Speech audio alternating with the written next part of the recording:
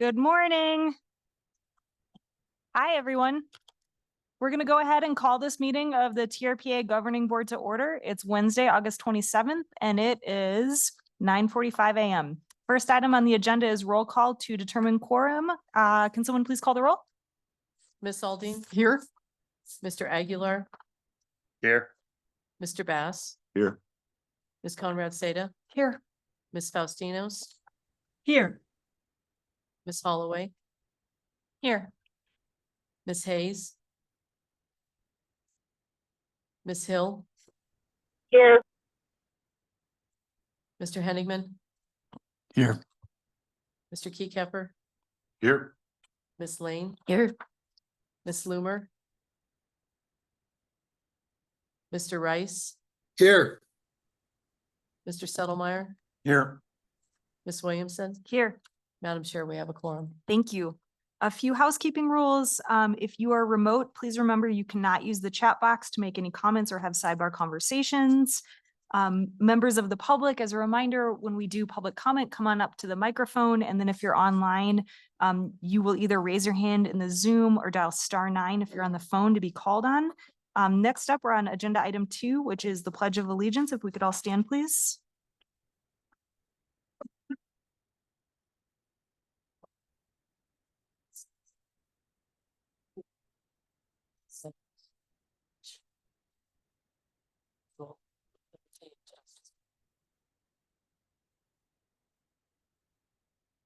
Thank you. We are now on agenda item 3, which is public comment. This is our public comment period for items on the agenda. Any member of the public wishing to address the governing board on any agenda item, including items on the consent calendar, may do so at this time. Comments will be limited to 3 minutes per speaker. This comment period is reserved for items on the agenda, although I did hear that Ms. Waller had a request, which we will grant. We're trying to be accommodating, so thanks for letting us know if you want to make your comment this morning, because I hear you have to leave. So why don't we go ahead and start with in-person public comment, and then we'll go to Zoom or the phones. So if you have public comment at this time, please come on up. I appreciate the concession. I'll be here for the mobility hub and commenting at that time. Yesterday, and I did this at the governance committee, I'm repeating. Yesterday, I attended the Washoe County Board of Commissioners meeting, and a very disturbing issue arose, prompting me to bring this issue forward. I'm very confused about their county council suggested to the commissioners about not complying with TRPA's requirements on phase 2 housing. His comments led the board to believe, in my opinion, they must not say no to phase 2 as presented by their staff, although staff being allowed to work with TRPA to exceed the deadline of December 24th to possibly get an alternative. It certainly was not clear what options the commissioners were allowed. The vote was 3-1 in favor, 1 absent. The absent person would have voted against. I strongly urge staff and TRPA council to listen to the Washoe County agenda item 16 that commenced at 1:18 p.m. Over 20 people attended in person and offsite in Incline Village. The only comment in favor was Washoe Advisory Planning Commission member McNamara. The lone board member in opposition stated the board should represent its people's wishes and not be beholden to TRPA's requirements. To ensure that there is no future confusion, I'm requesting TRPA staff prepare a presentation that will explain how this process evolved and what options local jurisdictions are allowed. This presentation should include public comment. I'm truncating mine. Another person, just to back up my comments, on August 26th, the Washoe County Commissioners adopted TRPA's area planned phase 2 housing. This is John Ippolito, couldn't be here. 3 of the commissioners made it sound like it wouldn't matter if they voted yes or no. I don't believe it. All of the commissioners made TRPA out to be the bad guy. Commissioner Hill forgot to mention she is also on the TRPA governing board and voted in favor of phase 2. Before Ms. Hill's vote on the commission yesterday, she had on her other face and made the TRPA look like the bad guy. Thank you. Ellie, sorry, I'm multitasking here. Excuse me. You also said you had comments on the mobility hub, but this is the time for public comments for any item on the agenda. I'm going to stay and listen. I can stay for that, and I will make them during that. Thank you. No, but sorry, we're not doing public comments then. This is public comment period for anything on the agenda. So if you wanted to, go ahead and make those now. Oh, okay. just And trying to since I get took up this. some of your time, Yeah. about a minute, minute and a half, I think is where we're at, if you'd like to Okay. make those. And remember, you can also submit them in writing, Ellie. Okay.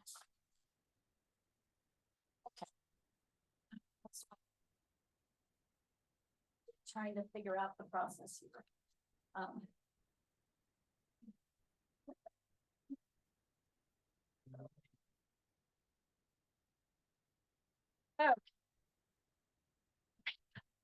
Thank you very much I'm still trying to figure this out. Okay, chapter 21.2.2, special use findings, Ellie Waller, on Mobility Hub. The project to which the use pertains is of such nature, scale, density, intensity, and type to be an appropriate use for this parcel. The findings go in to say the project to which the use pertains will not be injurious or disturbing to health, safety, enjoyment of the property. C, the project to which the use pertains will not change the character of the neighborhood or detrimentally affect or alter the purpose of the applicable local plan, specific plan, master plan. This is not a neighborhood. It's a major arterial road that adjoins to US Highway 50. I am very concerned about user conflicts, a crosswalk to Spooner, boats entering and exiting for inspection, inevitable illegal parking, and of course, enforcement. And the future roundabout potential backup creates several public health and safety issues. How are these findings not taking into account the potential inevitable conflicts? The project complies with all requirements of TRPA goals, plan area statements, and code of ordinances, including all required findings. The TRPA recreation element and policies stated in the goals in 1987. Do you think 1987, almost 40 years ago, should be the benchmark? Thank you again for allowing me to do this. Thank you for being flexible. Anyone else have comments on anything on the agenda this morning? Please come on up. I see Mr. Miller and I see Carl. You guys want to, yep, go ahead. Good morning. Is the mic on? Good morning, Alan Miller, civil and environmental engineer.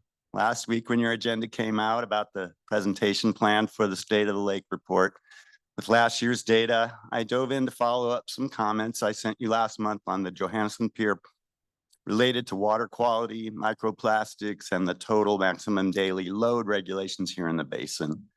You have my written comments in the form of an updated independent water quality report with my engineering perspectives on the data from the last several years of reports in the TMDL program, and I suggest you read it.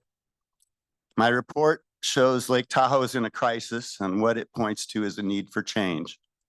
Change the approaches to regional management, change the regulations to accord with the laws, both at TRPA and the Lahontan Water Board, and implement the existing laws in place to protect the environment. You need to stop ignoring the waste discharge prohibitions in your own regional plan and cease approving of plastic shore zone structures that have contaminated the lake with microplastics. You need to clean up the toxic mess you've caused and created, and you need to do a much better job of evaluating environmental impacts to stop being the Tahoe Regional Peacemealing Agency. My analysis concludes that for Lake Tahoe, with your partners in California and Nevada, the TMDL has not halted and will not halt the continued decline of clarity and overall lake health. If I'm correct, and I challenge anyone to refute my findings based on scientific evidence, it means that restoration promises under the TMDL are not possible if they ever were. While some valuable restoration work has been accomplished, I think in other ways it has been perceived as a license for business as usual, as long as the municipalities meet their load reduction targets, and that isn't working. The State of the Lake reports are the annual report cards for the agency actions basin-wide, and it's another F this year, based on last year. They are the most important monitoring reports because that is all TRPA has to track the effects of its activities on the most important threshold, water quality. The inactions to change and the cumulative project effects TRPA has ignored for so long and are now evident with the ongoing declines in water quality, a situation that will not reverse with status quo management. My report points out that Turk, the Lahontan Water Board, and to some extent TRPA is under new executive management. Time will tell if any of these people are leaders with followers. They are limited by those they serve, the boards, and that's what's led to this moment. Lake Tahoe's at a tipping point, so they need empowerment and help to make wise changes. Unless some large initiatives are started now, it looks like it's 60 feet of clarity or less from here on out. And that Lake Tahoe will become a toxic pit filled with microplastics while the cash cow is milked to death. It's Mr. like asking TRPA to grow new eyes, a brain, a heart, and hands to change. And that's what's needed. You have my recommendations.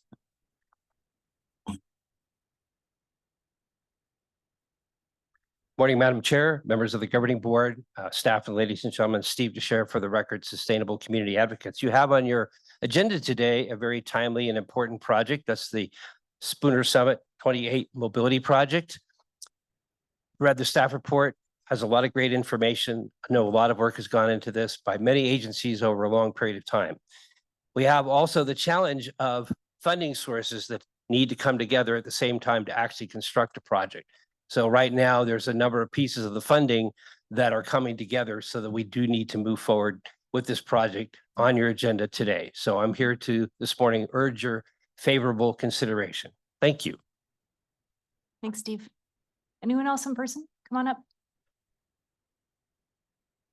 Good morning, Andy Chapman, President and CEO of Travel North Tahoe, Nevada, and also Chair of Tahoe Transportation District. This morning, though, I'm here with my locals resident hat on. And for item 7A, urging your support of that project on the Spooner Summit. As a 20-year commuter of Highway SR 28, going back and forth between North Shore and South Shore and around the lake, it is clear there is a significant need to address the issues of that corridor, safety issues, issues of cycling. I've cycled that stretch of road as well. Trying to drive a truck down there in the middle of the summertime. I'm sure we have all done that. It is an incredible, difficult stretch of road and one of the highest priorities for TTD and for this board as well. So I urge your support of that item 7A. Thank you. Thank you. Others in the room wishing to make comment? Hey, Gavin, come on up. Oh, good morning, governing board. Thank you for the opportunity to comment. Gavin Feiger, Keep Tahoe Blue. Also on the Spooner Mobility Hub project, just +1 on what Mr. Teixeira and Mr. Chapman said. And we very much support the project. You know, really good work by TTD and all the partners to pull this together. I have one really small request, and did talk to Ms. Friedman about this also. But the permit conditions, there's one about parking. And the permit condition from Chimney Beach that was approved in August of 2023 is more specific and very much in line with the intent of the corridor plan, which is to move the illegal and unsafe and environmentally damaging roadside parking into managed off-highway lots. To do that, you have to make sure that people can't park on the roadway. So signs are helpful, which is what's currently proposed in the permit, but actual enforcement, which is going forward currently for the Chimney Beach parking lot, is what we'd like to see added to that permit. So something basically the same as the Chimney Beach for consistency. So that's it. Thank you. Thanks, Gavin. Anyone else in person? All right, let's go to Zoom or the phones, please. Madam Chair, we have 2 hands raised online so far. First hand up was Niobe Burden. Niobe, please unmute to address the board. Good morning, Chair and members of the governing board. I hope everyone is well. My name is Niobe Burden. I'm a conservation photographer, Lake Tahoe advocate, and member of the Sierra Club Tahoe Area Group Executive Committee. I'm commenting on the proposed State Route East Shore corridor improvements and express one concern: the lack of comprehensive carrying capacity study for this area. The East Shore is one of the most ecologically sensitive and heavily visited regions in the basin, yet the current plans propose expanded parking, increased transit access, and new pathways, all designed to accommodate more visitors. At the same time, the recreation threshold, which is supposed to guide these decisions, has not meaningfully updated in decades. Section 10.2.2 that it is the agency's to ensure a fair share of the total basin capacity for outdoor recreation is available to the general public. But I ask, what data is the fair share based on? Historically, TRPA relied on people at one time or a payout study to measure recreational capacity. That study hasn't been meaningfully maybe since 2015, even as Tahoe faces rising visitation, worsening congestion, growing wildfire fire threats, and shrinking lift without current science-based capacity. Now, the board the cumulative impacts of projects like this Spooner Mobility.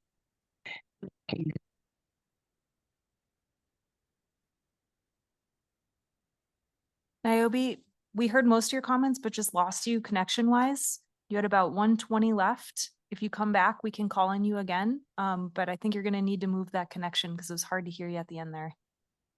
If we could call in the next member, please, and see if Niobe can reconnect. Absolutely, Madam Chair. Next hand up is Ann Nichols. Ann, please unmute to make your comment. Good morning, Governing Board. Regarding the mobility hub, you know, the East Shore Trail, although loved by many, is an attraction, and it brings more people in that have not been analyzed the impact. What's happening, of course, on the Incline Village end of this is they're parking all over the neighborhoods.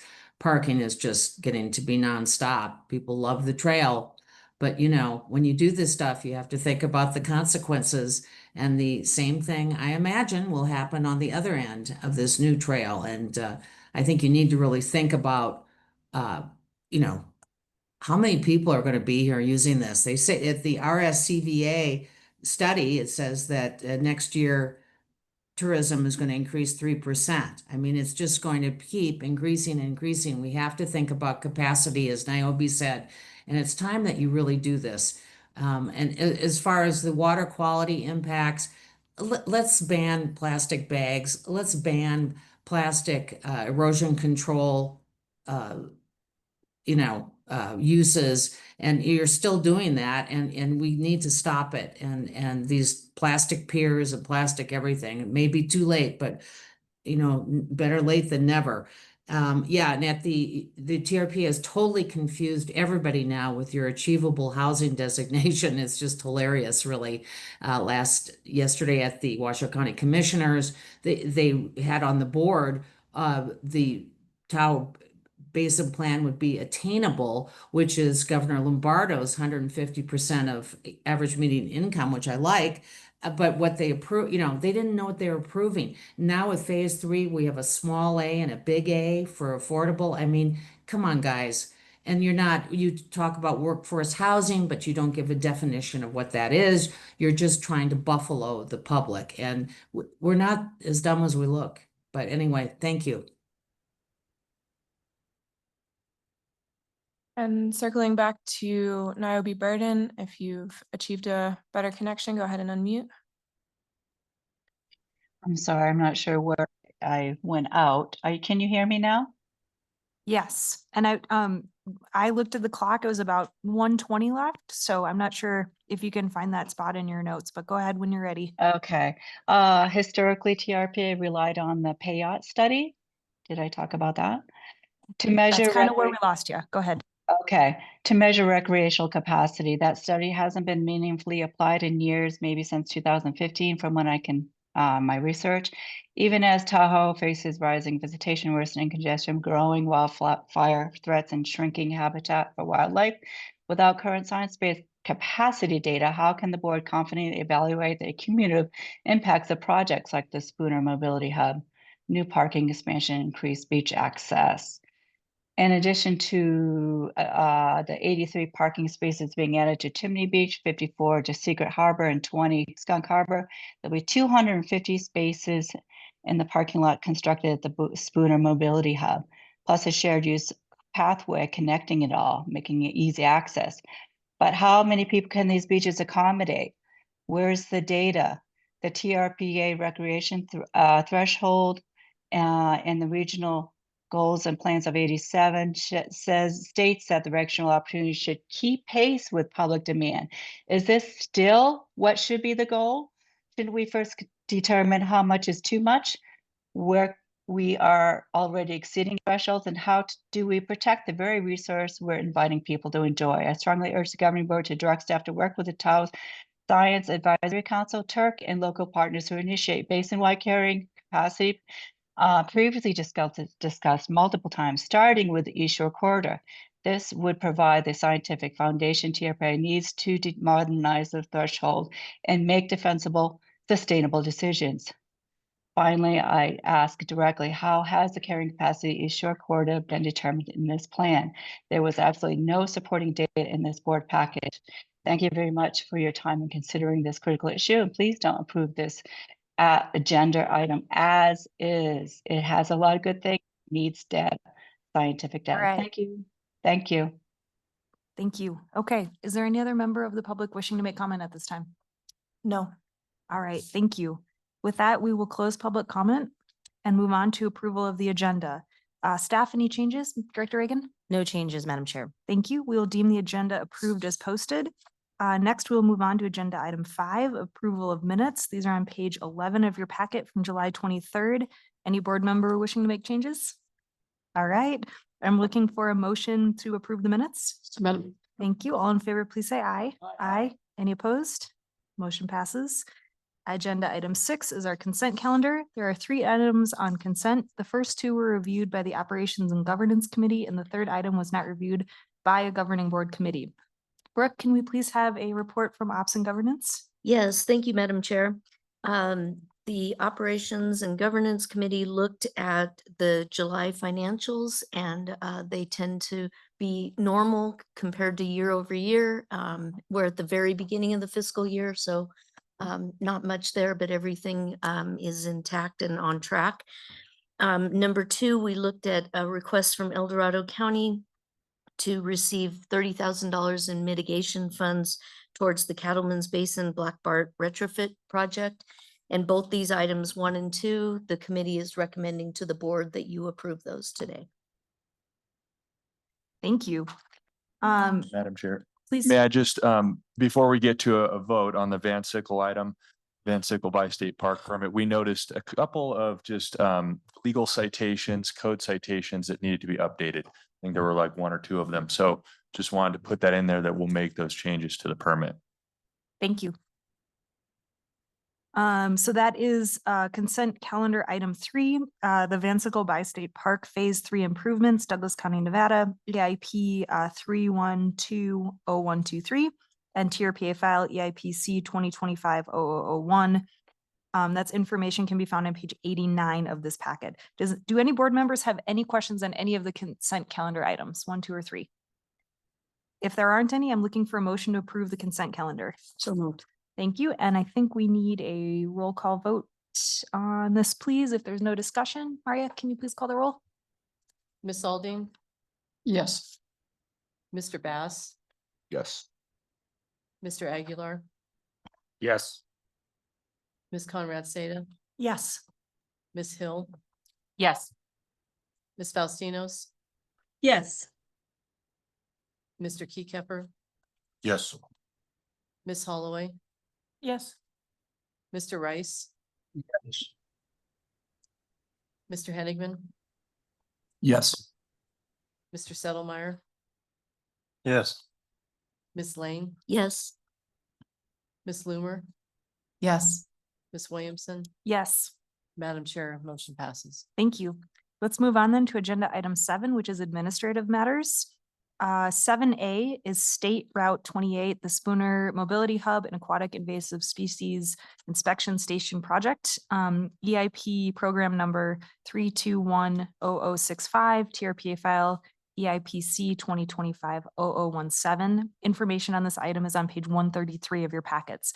I'd like to turn it over to Shannon Friedman, please, to present this item. Thank you. Good morning, Madam Chair, governing board members. My name is Shannon Friedman with the Tahoe Regional Planning Agency, and I'm going to be giving a short presentation on the proposed Spooner Mobility Hub and Permanent Aquatic Invasive Species Inspection Station. We are requesting that the board approve the project today according to the draft permit and make a finding of no significant effect. In the audience is representation from the Nevada Department of Transportation and Tahoe Transportation District, as they have been critical partners in developing this project, and they're here to support and answer any questions that may arise. The team presented this as an informational only item to the Environmental Improvement Committee in July.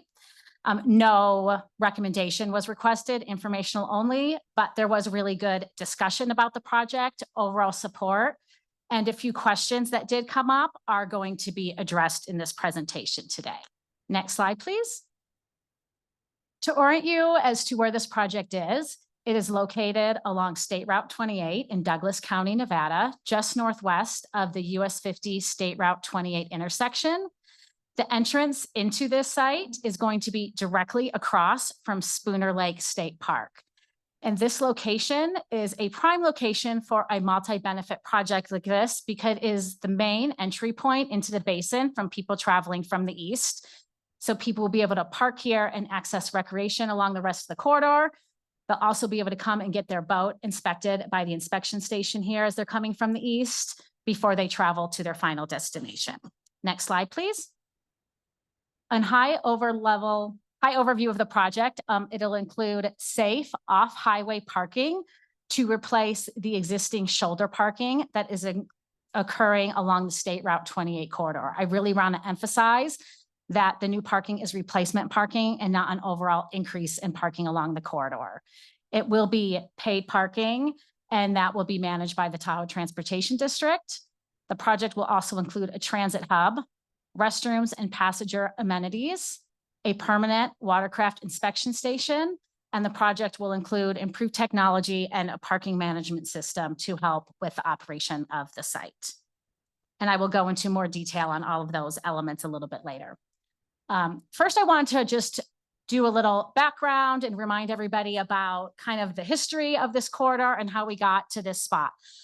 It's been acknowledged for a long time that the official paved parking spots at the parking lots don't offer enough parking spaces. And then the result is that people are parking along the roadside shoulder. This is not safe and has resource damage issues. So in 2013, 13 partner agencies came together to develop the State Route 28 Corridor Management Plan.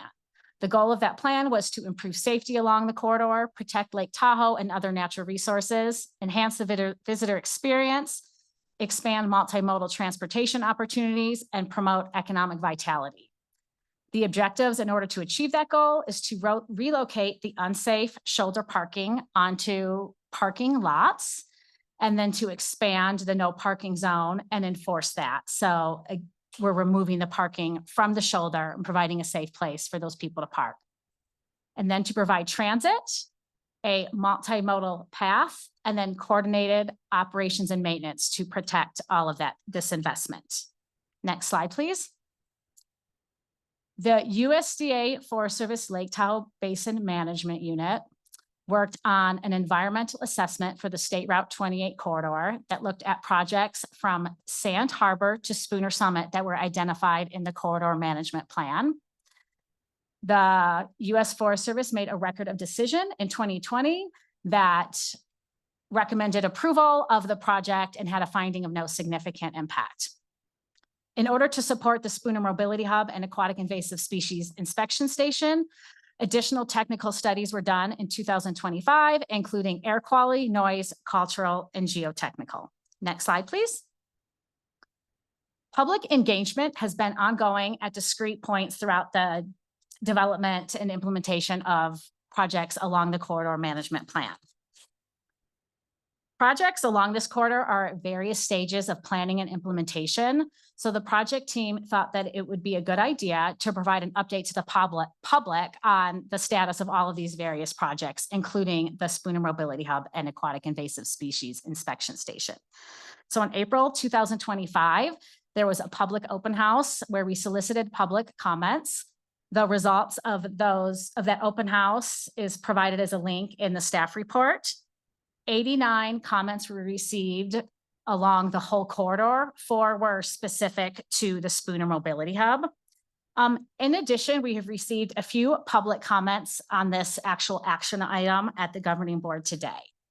Overall, all of the public comment we have received has been supportive of the concepts and the project of moving parking onto parking lots, providing a safe place for people to park and get around the corridor.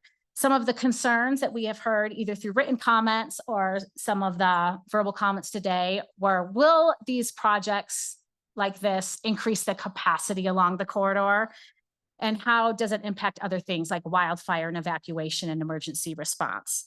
And this project, similar to other projects along the corridor, will not increase the capacity along the corridor. There is still more cars parked along the shoulder than what we can provide like paved parking spaces for, which is why transit and the trail are an important piece of that as well. And we have looked at the capacity of this corridor. We have parking data since 1994 showing that cars are parking on the roadway shoulder, having unsafe and resource conditions. There also, as part of that corridor management plan, there was a beach capacity study that looked at the beaches and what the capacity of those are, and that's all available in the corridor management plan as well. And then in terms of like evacuation, it has been acknowledged by like the fire chiefs that having parking in these parking lots compared to the existing condition will actually aid and help out with wildfire evacuation, and these parking lots can also assist in an emergency event. Next slide, please. So again, these are the high-level project components, and I will go over them in more detail in subsequent slides. Next slide, please. So the project is going to construct 250 parking spaces. Again, this will be replacement parking. And per the permit, the draft permit that's part of the package, this parking lot cannot open until no parking along the corridor occurs. And that's through signage, through barriers, and then enforcement as well. The project also includes restrooms, signage, and other support facilities. And it will include a space for 6 electrical vehicle charging spaces. The plan was always to have the underground infrastructure in place, but we heard during the EIP committee that there was a real need to provide the charging stations when the lot opened. And so since then, the Tahoe Transportation District has actually identified funding. On the plan, we have the spaces identified that will be designated for electrical charging, and they will be available when the parking lot is open. In addition, there will be a safe pedestrian signalized crossing at State Route 28 that will connect people from this parking lot to Spooner Lake State Park. And then right now there is no water on the site, but we are doing a feasibility study to see what it would take to get water on site, whether that be a well on site or working with Nevada Division of State Parks and looking at a shared system for Spooner State Park and this site. And so depending on the outcome of that feasibility, there may or may not be a permanent water source on this site. Next slide, please. So the project is going to include parking management and information technology. The parking lot will be paid parking. The parking management system called Park Tahoe will be the same as the successful parking management system at Tunnel Creek. And having this same system allows for predictability for the user, and then also a universal approach to enforcement and fines for the Tahoe Transportation District, who manages the Park Tahoe system. All of the revenue that is generated from the parking goes right back into the corridor and pays for operation and maintenance of the parking lot, the trails, and all of the other facilities that need to be maintained, and again, protect the initial investment that was made on this project.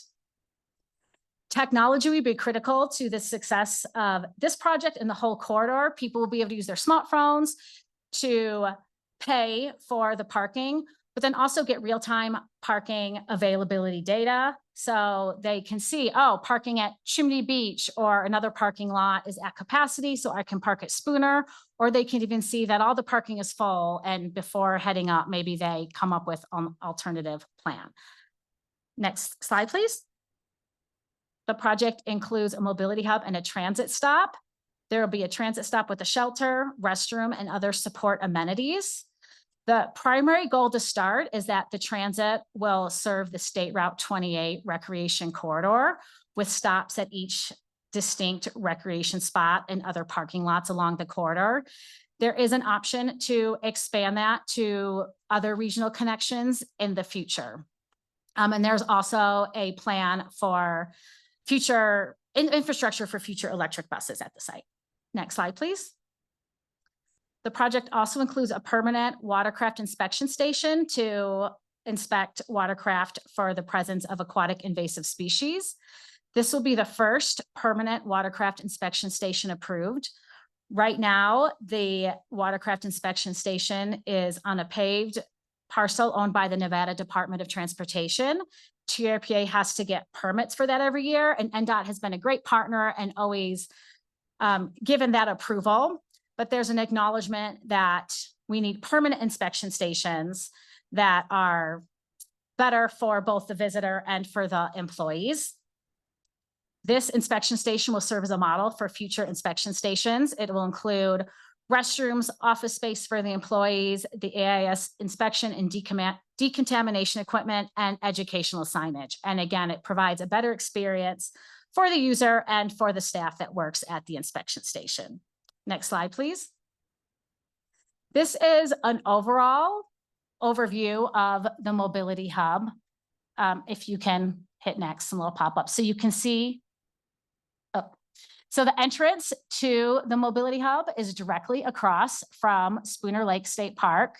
And then as you enter into the site, you'll see that there's driveways to access the AIS inspection station first. And as part of that, there is enough space to allow for boats to queue up as they're waiting to get inspected. We took a really conservative approach here to make sure that there is no risk of boats queuing and spilling out onto the highway. So there's plenty of space for the boats to queue on site before they get inspected and decontaminated. Just above that is the transit stop. And then on the left-hand side of the screen, you can hit next, so the other pop-up will happen. You can see that's where all of the primary parking, those 250 spaces will be. And I'd like to acknowledge some of the project considerations as we're looking at this slide. This getting to the project that's before you today was a result, you can go back, that's okay. Of the project team really working together to come up with an iteration and a final plan that minimized resource impacts while still achieving the goals of the project to provide the transit, to provide the parking and the aquatic invasive species inspection station. This project is on a vacant parcel that is owned by the Forest Service Lake Tahoe Basin Management Unit. And in order to accommodate the project, there is new coverage on an undeveloped parcel. It is all well within the land capability allowances for this parcel, and the coverage is mitigated as identified in the draft permit. It also required substantial tree removal. Up to 500 trees are approved to be removed as part of this project. Of those trees, 155 of them are between 14 inches and 24 inches diameter at breast height. And then 229 of them are greater than 24 inches, which is considered an old growth tree on the east side forest heights where this project is located.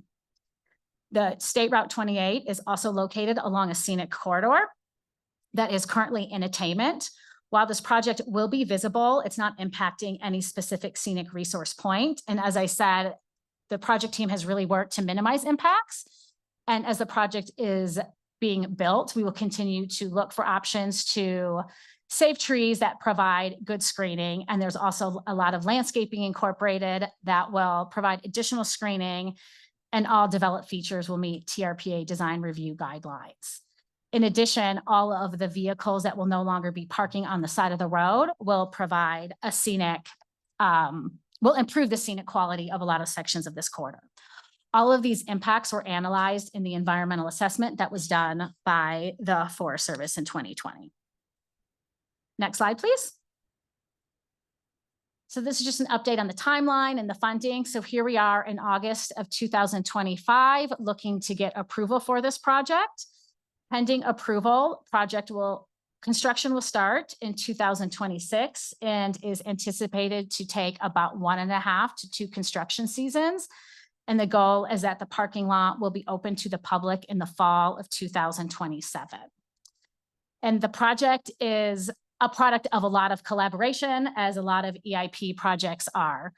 It really started when TRPA received federal funding to implement the permanent watercraft inspection station. And that served as impetus to really meet with partners to see who would be able and willing to deliver the whole project and how to fund the whole project. So NDOT has really stepped up to deliver this project and provide a lot of funding to bring us a complete project. Other funding sources include the United States Department of Transportation, the U.S. Fish and Wildlife Service, the Nevada Division of State Lands, and Tahoe Regional Planning Agency. Next slide, please. With that, I will pause and open it up for board discussion and questions. And thank you. Thanks, Shannon. Questions or comments from the board? Ashley. Ashley Conrad Sater for the record. Thanks for updating us on the EV parking that we've been bugging you about. So appreciate that that will be built in. Can you just say a little bit more? Because I couldn't find it actually in the report we received. Can you tell us more about total number of spots planned, accessibility, type of infrastructure, things like that? Or has that not been developed yet? Yeah, so it will be 6 actual spots for cars to charge their vehicles. That is what's planned right now. And that's all came to light like prior to the staff report being done. And then the actual amount of like charging units is to be determined, but it'll be enough to have 6 spaces. And then did you have a question about the specific funding? We can, that's okay. I think 6 is insufficient for a total of 970 spots that will be in that area. What is the opportunity to have more than that? I just don't want this to be a 19th century or 20th century parking lot when we're in the 21st century and EVs are essentially ubiquitous at this point. So what's the opportunity to get more of this built? I think there is a good opportunity. As mentioned, all of the underground infrastructure is going to be put in place to get electricity to spots. So we'll start with 6. And I think if there is a notice that we need more spots there, we can adaptively manage and include more spots for electrical vehicle charging.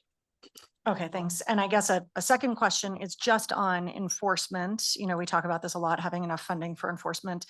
Is there, the funding collected, is there some of that funding that's automatically dedicated for enforcement? Or where will the funding come from to enforce in the lot and get some of this data about, how many spots are needed for EVs? So the money that is generated does not specifically go to enforcement. Most of it goes towards operation and maintenance of the infrastructure along the corridor. But you're correct, enforcement is paramount to the no parking occurring.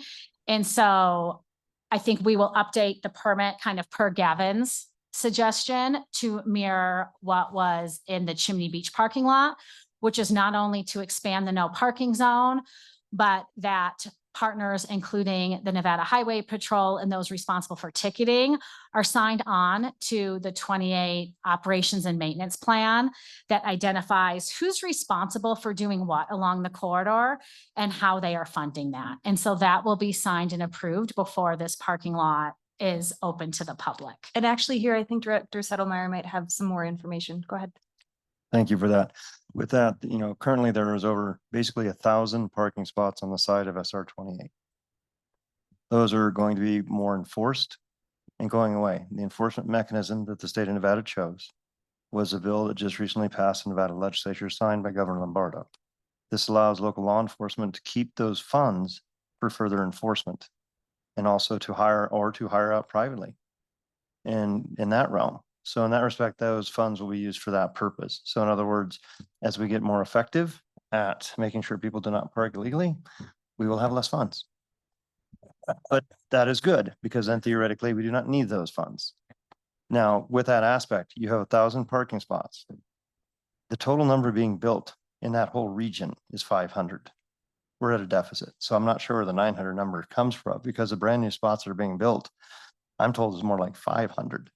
And obviously not all 500 are being built at this particular location. I'd have to venture to guess, I'm assuming it's somewhere around 300, 250 at this spot. So the concept of 6 EV parking spaces for 250, it's a start. And we'll see how those numbers balance out. But 6 for 250, I think is a reasonable start. I understand your concern that 6 for 1,000 would not be. But for 250, we'll see where we go. Can I just respond? Thank you for that clarification. And I would just say, if you think about all of the parking in that area, that's where I start thinking about 6 total. So I appreciate the comment. I just really recommend that we continue to collect that data so that we can learn more as we go. I have Director Reagan on this topic, and then I have Secretary Aguilar with a comment after that, or question after that, and then we're gonna, go around the horn. Yep. Thank you, Madam Chair. Julie Reagan, TRPA's Executive Director. I just wanted to build on that. And also really to thank this board. The Nevada delegation was instrumental, particularly Secretary Aguilar, who's been a champion for this corridor and improving safety. We wouldn't have been successful to get SB 426 through the Nevada legislature without the Nevada delegation, particularly Director Settlemeyer, who worked as a liaison with law enforcement, who were very interested in how this would be implemented going forward. And the Tahoe Transportation District now has new ability to help manage parking in this corridor that's unprecedented.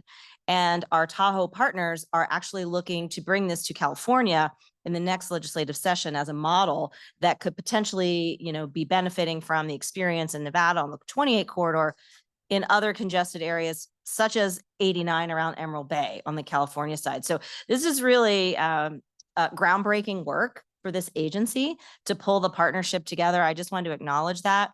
And related to the numbers, just to clarify Director Settlemeyer's point, we're looking here at this particular lot at 250 spaces.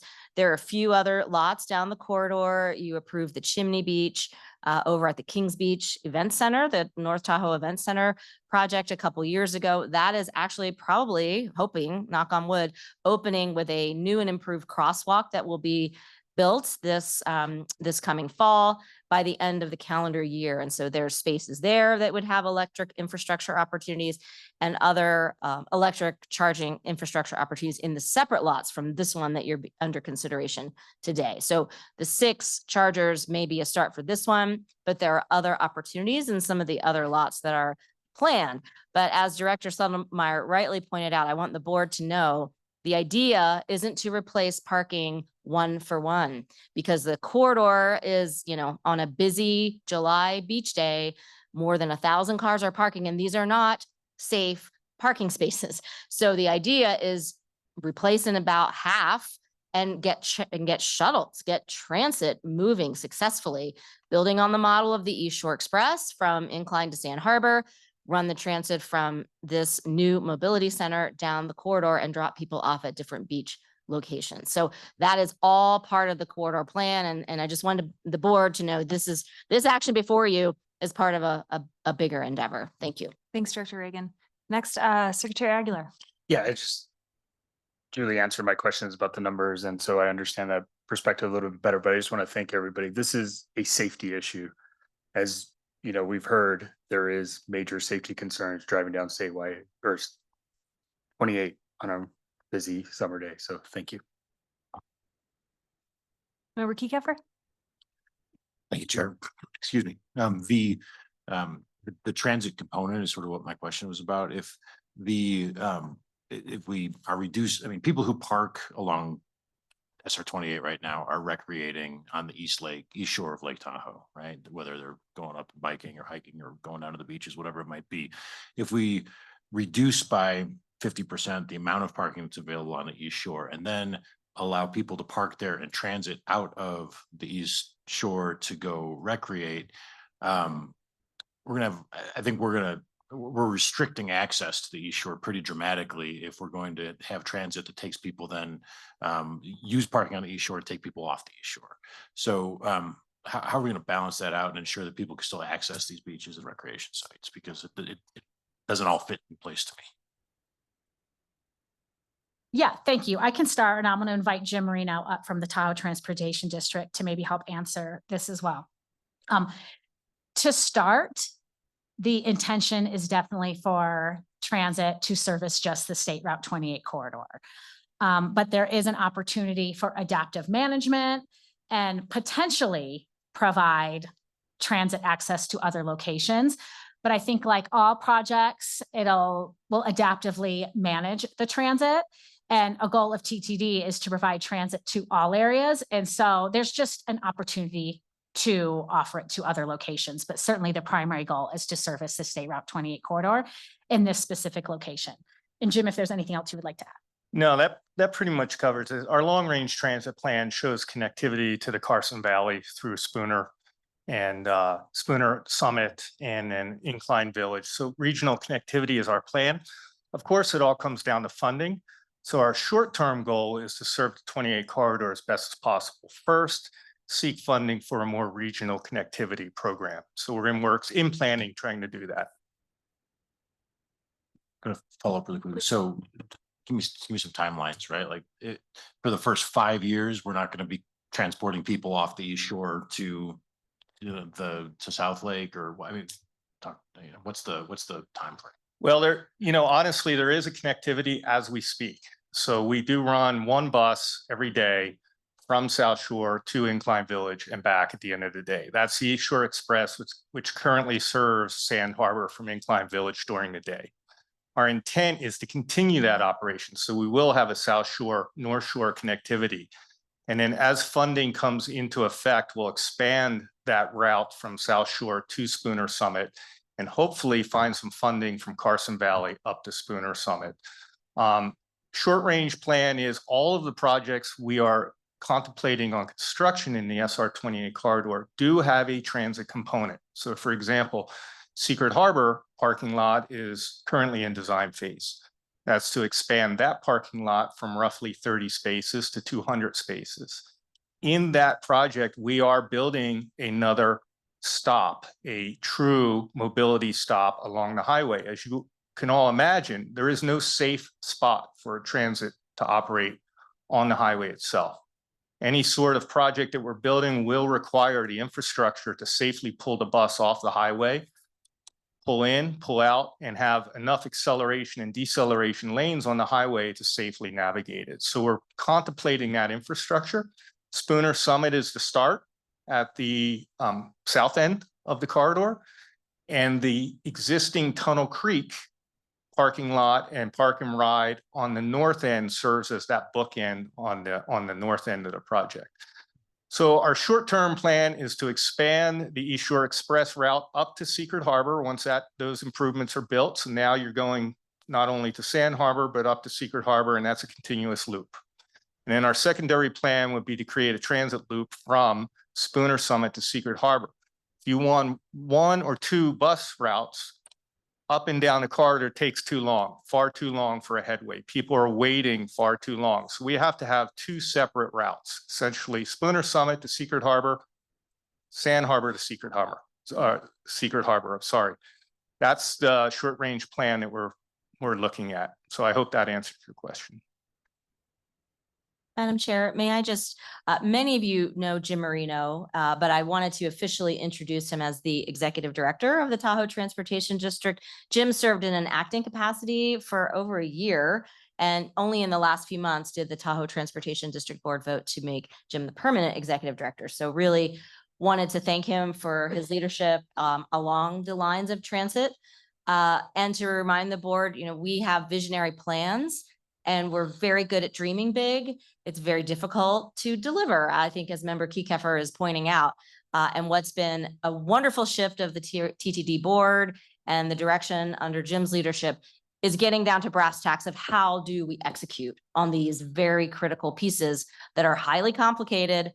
And not only are we just working in the transportation space, we're working in the natural resources, aquatic invasive species space as well. We're merging our environmental thresholds in this really multi-benefit project. So just want to thank Jim for really informing the board on those points. I appreciate that, Julian. It's a pleasure to meet you all. And if you ever want to talk about these projects one-on-one or meet or walk the sites, just let me know and be happy to take you out there.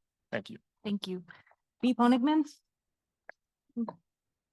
Well, you answered a lot of my questions already. I'm excited about the electric car charging spaces and that we are going to adopt a more rigorous approach to enforcement, because that's really key. And I'm really excited about these projects because we need to get away from cars for the health of the lake, and in this case for safety. And to do that, you need some carrots, you need the transit, and you also need a few sticks. Paid parking and maybe at least the threat that there might not be parking if you drove your car up, to visit. It helps push people more to transit, which we need. So I think it's a great approach, and this is a first step. I know, but you have to take your first steps if you want to get anywhere. So great job, and I look forward to voting on this. Thanks. Member Aldean? Thank you, Madam Chair. So what is the cost of parking?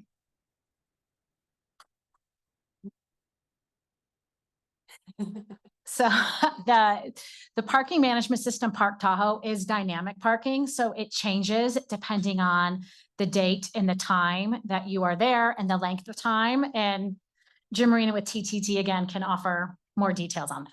Yes, I wish I could give you a solid answer on what the parking costs would be for Spooner Summit. We're currently discussing that with the U.S. Forest Service to see what falls within our parameters of a special use permit. Ideally, we'd like to implement dynamic pricing. So on certain holiday weekends, it's higher than others. In certain demand issues, it's higher than others. We're going to go down that road in discussions with U.S. Forest Service and hopefully come out successful on that. But I don't have that information for you at this moment today. At our Tunnel Creek parking lot, which is within NDOT right away on the northern end, we do offer dynamic pricing per hourly for parking. Could you give me a range, perhaps? Well, I can give you about $7 an hour. It's typical. Okay, in that particular parking lot, there's a lot of turnover in that parking lot because it is the access to the East Shore Trail, East Shore paved trail. I will say that that parking lot has roughly 90 spaces. It generates anywhere from $300,000 to $400,000 in revenue over the course of the summer because it's closed in the winter. Okay. We have more than enough funds generated from that parking revenue to provide the O&M for that parking lot and provide the O&M for the East Shore Trail. And we have built up a reserve fund nearly $1 million since we started operating on that parking lot. And this is where it's key for the paid parking to really generate revenue so that we can put it back into the corridor, whether it's funding transit or whether it's funding project components of for future projects on the corridor, or even grant match funds. So for us, it's critically important to have a parking revenue strategy that actually allows us to reinvest in the corridor and not just simply cover O&M costs. Hope that helps. It does help. I guess my question is, Director Settlemeyer shared the current park or paid parking fees, the way they're constituted today. But I'm wondering, even though there's some free parking early in the morning, as an inducement for people, it's going to be they're going to be transitioning from something that they've done traditionally, which is park along the highway, to having to go to a paid parking lot. And my recommendation is that perhaps we come up with maybe free parking throughout the day for a couple of weeks, just to incentivize people to break their bad habits and move to these lots. Just a suggestion. Excellent idea. Yeah. And then the other question I had, and I shared this with Shannon, my concern, because I've traversed like the rest of us that corridor on a regular basis. Sometimes there are disabled vehicles. Are there eventually going to be some emergency turnouts to accommodate those disabled vehicles when there is no longer any parking along the roadside? Yes. So Shannon, do you want to take that? The Sand Harbor to Thunderbird Cove section of the project, a multimodal trail that we're proposing to build, has several Vista points included into that project. Okay. And then the turnouts for Secret Harbor and Chimney Beach could also serve as emergency vehicle turnouts if needed. We're also considering looking at engineering to build the multimodal trail, the bike trail, if you will, to design standards to handle vehicles. And that is something we're looking at to see how that affects cost, first of all, but second of all, to see if it can assist in an emergency situation. And that they may create some serious conflicts if the trails are being used at the time the vehicle is being hauled off the road, but. Yeah. And then one last question, with respect to enforcement, it seems to me, I think it's always a challenge when you have a lot of out-of-state visitors collecting tickets. Mhm. They go back to their place of residence and they forget that they owe the money to the state of Nevada for parking. So I'm assuming that law enforcement, and maybe this is just under the purview and discretion of law enforcement, I would think that booting a car would be more effective. Because, you Yeah. actually collect the money immediately in exchange for unbooting the vehicle. Yeah. I'm just concerned that some of that revenue may slip through your fingers. For the off-highway parking that we currently have, we do have a very good enforcement system, and we are seeing a very large rate of return on tickets and citations. Even with out-of-state offenders. That's correct. Now, we Okay. aren't citing within the actual highway limits, right? Shoulder parking. We're talking about the parking lots that we operate paid parking in. SB 426 allows that Director Settlemeyer was talking about, allows for that enforcement to continue on the highway. And what we're thinking about, depending on revenue collection, what we'd like to see happen is that we somehow financially support NHP and the sheriffs to cite on the highway itself while we take care of all the off-highway parking, paid parking. Because the big dilemma on the highway is, of course, monetary, right? Resource issue with the sheriffs and the NHP. So if we can support that financially through revenue collected by parking, then we hope that will be better enforcement. You make a good point about booting vehicles or other mechanisms. The turnaround time to tow a vehicle, and we're seeing this on our Emerald Bay pilot project that Ms. Lane has instituted on the California side, is extensive. By the time you bring a tow truck in, you haul that vehicle to a site, you return that tow truck back to the location, you're talking several hours. So simply getting vehicles off the road is not very efficient. Booting, or they have this other mechanism where it attaches to your window nowadays, may be something that we should look at in the future. TTD is setting up a stakeholder meeting with the Sheriff's Department, NHP, and other agencies on the Nevada side to talk about how we implement the recently introduced 426. We'll be holding that meeting next month, I believe. So we'll start to put together some of the pieces of the puzzle as how enforcement on the highway will work and how to make that as efficient as possible. Okay, thank you. And I believe Director Settlemeyer has more information to add here, and then Ms. Holloway has questions. Guys, we will come back for. I was just trying next to- set of Talks. Thank you, Chair. I was just trying to correct the record. The aspect of making sure that the trails have the capacity to carry a vehicle is for emergency vehicles only. It's not for all transportation. It'd be so that ambulance had the ability, when you have a wreck on SR 28, they could actually utilize that to transport someone in an ambulance if necessary. I just wanted to clarify that for the record, so nobody thinks you're going to have East Shore Trail having a bunch of cars on it. Yeah, That's not going correct. to happen. Thank you As for the far clarification. as the aspect of the tickets, yes, it has helped that either the counties law enforcement will enter into a private-public partnership or find additional resources. The concept of the old rate that was being charged to individuals if they were parking illegally did not deter anyone. Mhm. However, the concept at $300 a pop will probably have a significant effect. If it does not, I think we could probably adjust that even higher to the point where people quit doing it. You are correct 100% about the concept of booting or finding some other thing. As I've talked to law enforcement, it is a problem. Because there's one other simple fact. When you decide to tow a car, you have to stop traffic, both lanes, in order to get that vehicle out. So now you've taken SR 28 from being a slight problem to being completely shut down every time you tow a car. I think, James, my proposal, and it may require some sort of statutory amendment, but would be to boot the car, leave a ticket where they can contact a law enforcement officer to come unboot the car, collect the fee, and they're on their way. So it wouldn't have to be towed. Ms. Holloway, and then we'll go to Ms. Faustinos. I'm sorry, Ms. Holloway, Mr. Bass, Ms. Faustinos, and then we'll come around for question round number 2, unless people who didn't ask one have one first. Ms. Hill looks like she might, so that's our order of operations. Go ahead. Great, thank you, Madam Chair. Stephanie Holloway with Placer County for the record. Yeah, thanks for the presentation and all the question and answers so far.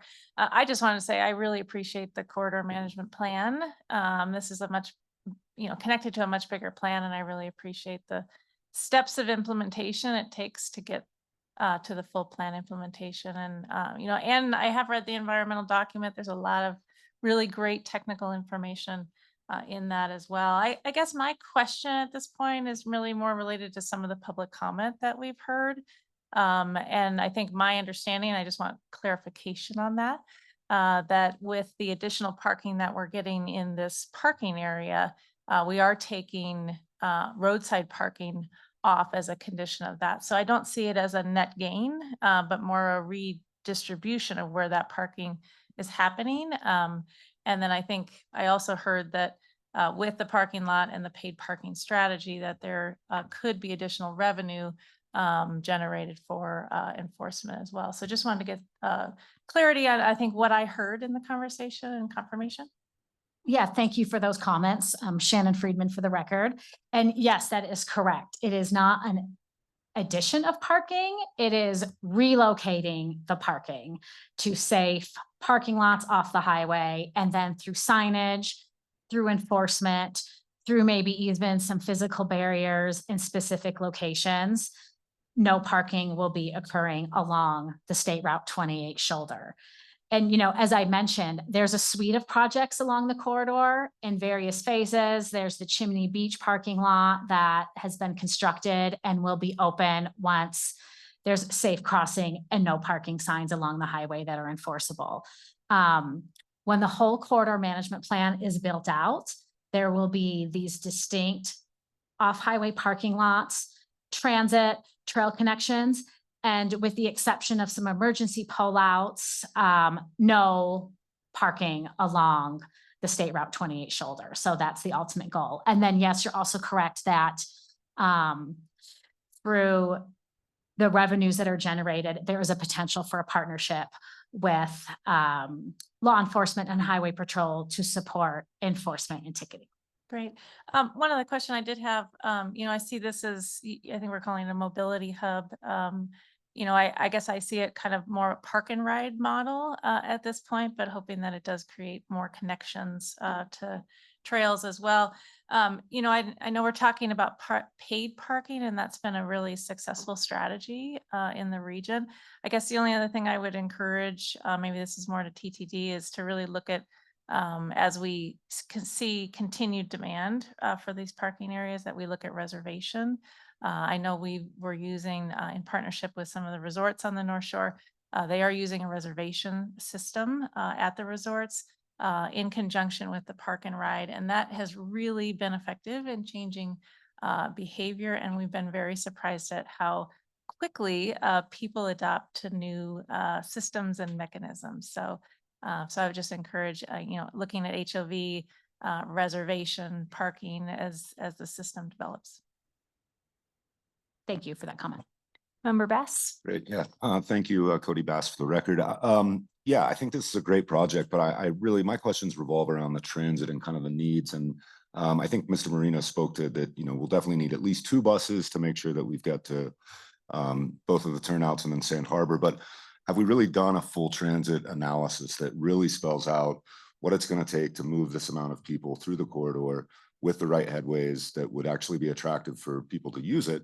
And then what is the associated operational cost to actually make that reality come true? Because I think it's a very critical piece of what this is being built about, is that the transit services are provided. And I see it as an opportunity potentially to go to the state and say, look, this is being built. We've got this permit, but we need to make sure we have operational dollars. So I'm just wondering, have we kind of made that full analysis, and do we know what that dollar amount is that we need annually? Thank you for that question. The goal is definitely to provide transit that is reliable and frequent enough that people willingly are like, this is so easy to park at Spooner or one of the other places and take transit along the corridor, and it saves them time and it offers predictability into their experience as they come to Tahoe. And then I'm going to turn it over to Jim Marina with TTD again to answer some more of the specific questions, because I know it is a work in progress to figure out some of the specifics that you brought up. Yeah, thanks, Mr. Bass. The 2017 Linking Tahoe Transit report that TTD had generated outlines the operational of the SR 28 corridor, as well as the Spooner corridor to state line, and the operational costs for that. Now that needs to be updated, of course. 2017, a lot has changed since then. We have looked at what we're doing on East Shore Express, the cost of that, and we've also looked at taking that to Secret Harbor in Chimney Beach, right? Remember, this is that first phase after Spooner Summit is built, right? And getting that down there. So we have done some draft operational costs, but at the end of the day, we want to try and figure out exactly how many people we're moving and what that schedule would be like, right? So we still have to work through some of that.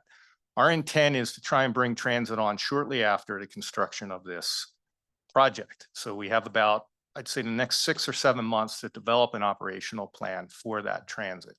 Again, I'm going to caveat by saying that is subject to funding, right? That we can make the funding work for this. And transit, as you all may well know, is sort of this expected free service in Tahoe Basin, and it's hard to generate operational dollars. It's easy to generate the capital dollars to build these the infrastructure projects.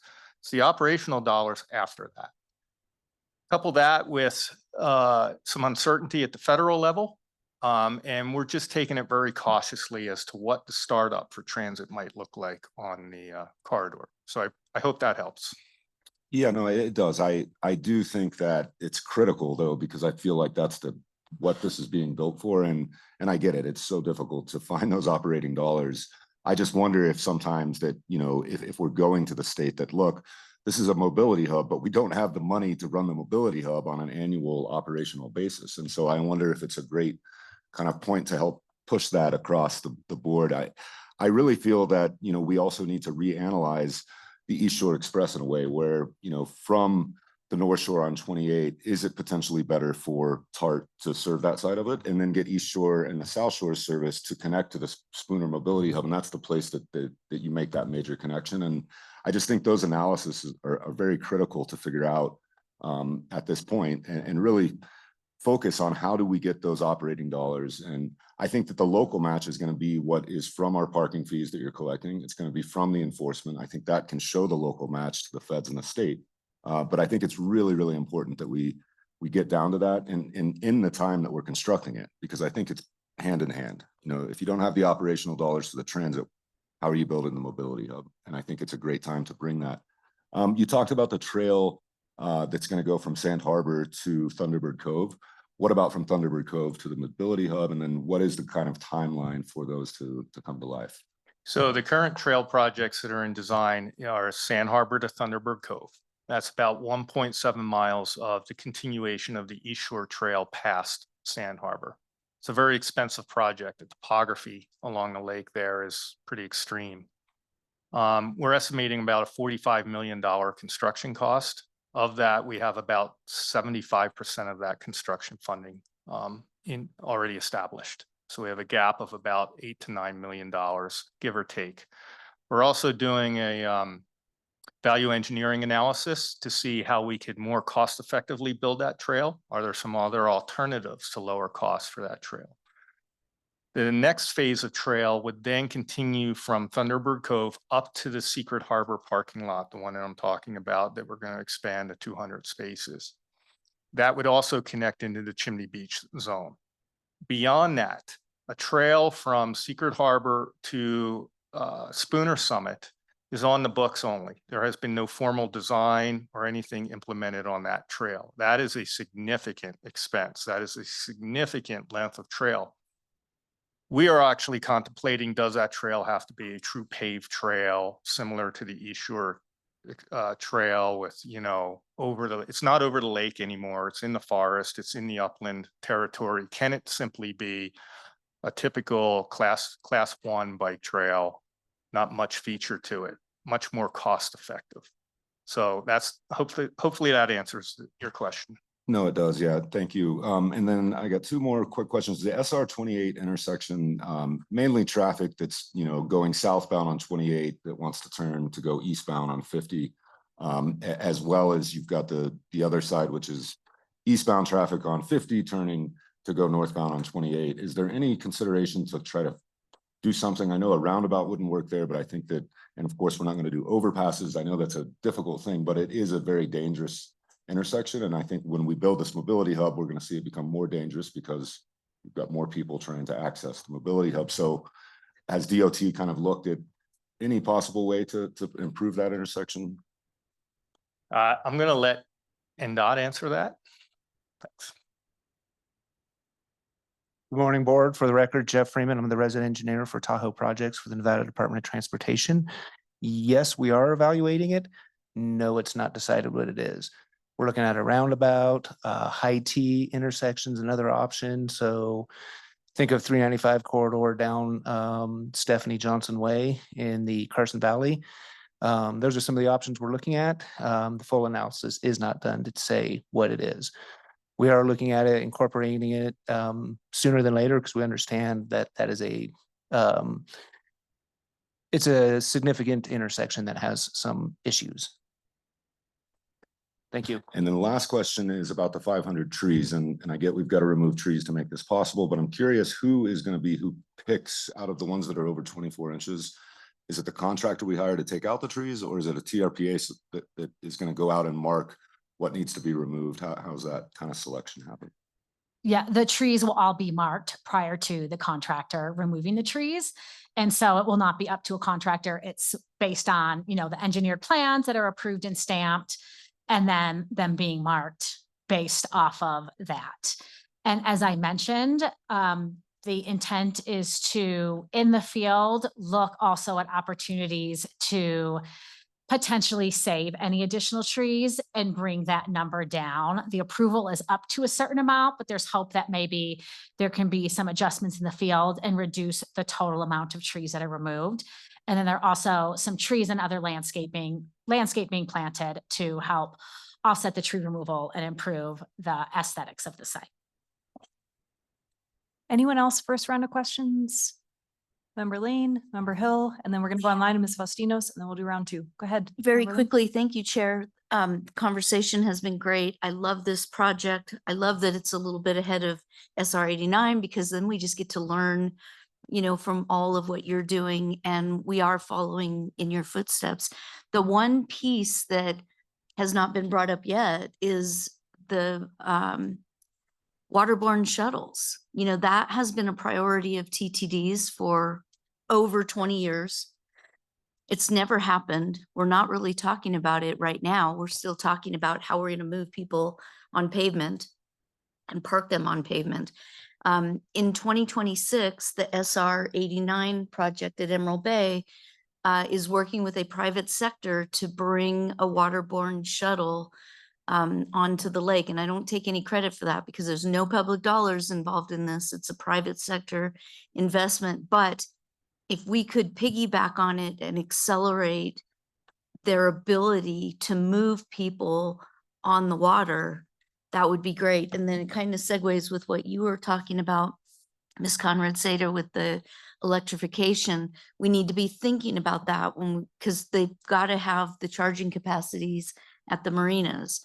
And maybe that's something the private sector can help with, maybe not. But I just introduced the fact that we have 26 miles of water by 70, whatever the dimensions are, we know the lake size. We're not utilizing it well enough for these kind of projects, and it really could take some pressure off of everything that we're trying to build on the ground. So I just throw that out there, food for thought. Member Hill. Thank you, Madam Chair. And I'm also very excited about this project. It feels like it's been, we've been talking about it for, well, I know a lot longer than I've been even elected. And so I'm glad that it's moving forward. And I just, I would say Ms. Reagan has done such a great job of representing TRPA on the TTD board, but if board members want to join the board that are not on TTD, I just ask that they talk to Ms. Reagan about it, because I think that it'd be good to also have a bit more crossover from board members to really understand all the nuts and bolts that we've been doing for years on that board and the struggles we're having with paying for transit. And we had a really good bill that went to the legislature to ask for the local government to tax itself. We had local business on board and it didn't get out of committee. And so it's really frustrating, to be honest. So I think we in Tahoe, and this is a TTD matter, but we need to look at charging for transit, because just at least to start having, even for the East Shore Express, I see how popular it is, and we don't even have a park and ride place for people to go to take it at this point. And it's still increasing in popularity because people don't want to drive on 28. I don't want to drive on 28. I don't blame them. So I think that we've got to figure out how to have sustainable funding for transit long term. I'm totally with Mr. Bass on figuring that out and being committed to that. But I'm so excited for this to move forward. And I know that TRPA and TTD and NDOT and our Forest Service partners have been amazing to make this move forward. So I just can't wait. And I'm so excited to be on the board to move forward and vote for yes on this. And then let's go online. Ms. Fastinas, Member Fastinas. Yes, thank you so much for the presentation and all this information. First of all, I just want to thank my Nevada colleagues here on the board for bringing this issue forward and commend you for getting something done with such alacrity and thoroughness, because clearly there's been a lot of work into figuring out how to make this happen. And clearly no project is perfect, and we don't want to get perfect in the way of doing good and saving lives. So I definitely am very supportive of this project. Couple of just suggestions that I want to offer. And this has to do with, the fact that not all, but many of the people that park on the street and don't want to pay for parking is because they can't afford to pay for the parking. They barely afforded, the gas to get there. So one of the suggestions, and I, again, not being familiar with the Nevada side of, legislative process, one thing that has been really successful on the California side on a much smaller scale and not as intense in one particular area is the park library pass process, so that, and this gets access to California state parks by going to the library and checking out a pass. So I don't know, frankly, I should know what that took on the California side, but Secretary Crowfoot, I'm sure, would love to talk to Secretary Settlemeyer and figure that out. But it has been, I think, a real benefit to those people. And obviously you have to have a PR campaign to make sure that the right people are aware of this. But it has been, I think, hugely successful and had a political champion, I know, in the first partner. So just put that as a suggestion. And the other kind of philanthropic vehicle on the California side that's been successful is Parks California, which is the foundation for California state parks, has a phenomenal access program. And I just want to say I was a big champion of how we figure out access to parks, for decades, and even getting specific language in state bonds never seemed to actually get us to the point where we could develop effective access programs. But Parks California, through private philanthropy, has been successful in doing that. So, and I'm sure that many of the donors that work on the California side would be happy to engage on the Nevada side, and maybe have, and I'm just not familiar with it. So, Secretary Settlemeyer, please correct me if those things have happened, and I'm just not aware. And then just the last point I would like to make is that in terms of the notice and a couple of weeks of free parking in order to get people acclimated to it. I just want to stress that part of the outreach in communication about this new effort, it should be in Spanish as well, and should be engaging with the radio stations and and I guess not at this point, it's more, things that you find on TikTok or, other internet places that I don't visit, where the word can get out about the fact that this program is going to be implemented. I think that would be very useful. So I'll just stop it there and say congratulations to everyone on getting this to the board. Thanks, Belinda. Round 2 of questions, Secretary Aguilar. So is there an opportunity to give a parking discount for locals? I'll be happy to jump in on that. Julie Reagan. I'm a government TRPA. employee and I don't make a lot of money. and I'd like to have fun, so. I will tell you, Secretary Aguilar, again, Julie Reagan here, and Mr. Marino may want to augment this. We hear that extensively. If there's, one thing people hate more than, somebody closing their favorite trail, it's to pay for parking in the local Tahoe Basin. It is requiring a lot of study because we want to share the contributions and investment across everyone, because the local community also creates vehicle miles traveled. But on the other hand, the local community is also, living through influxes that affect quality of life with congestion that may not be necessarily locally generated. So I'll let Mr. Marino speak to the development of the Park Tahoe program, but it's come up and it's something that the groups are working on. It's an interesting question, and it brings with it a lot of complications. As we develop the Park Tahoe program, which is TTD's parking program that we hope one day will be in a majority of the public parking lots in the basin, our strategy is not to have a locals sort of discount. Our strategy is it's paid parking, and it's a pay to play type environment. Now, as we develop that business plan and we go to community for feedback, we'll certainly take that feedback and we'll look and see what we can do. The reason I asked this question, you just look at the winter time and people are spending over $200 a day for a ski pass. But when the summer comes, the locals are being held to the same standard as a visitor when the locals are the ones here contributing to the economy. And so I just want to make sure that we are considering the people that actually make this all happen versus the people that are coming here and taking advantage of the environment we have provided.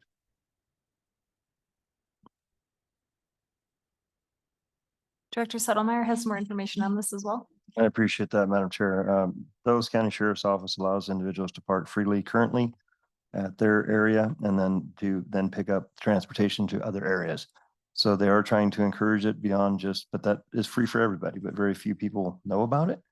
And very few visitors like to go park at a police department. So in that respect, for some reason, it makes perfect sense. And Madam Chair, if I may, just to build on Director Settlemeyer's comment, it's important to note that at Zephyr Cove, Douglas County has stepped up to administer paid parking, and local Douglas County residents are reduced or free.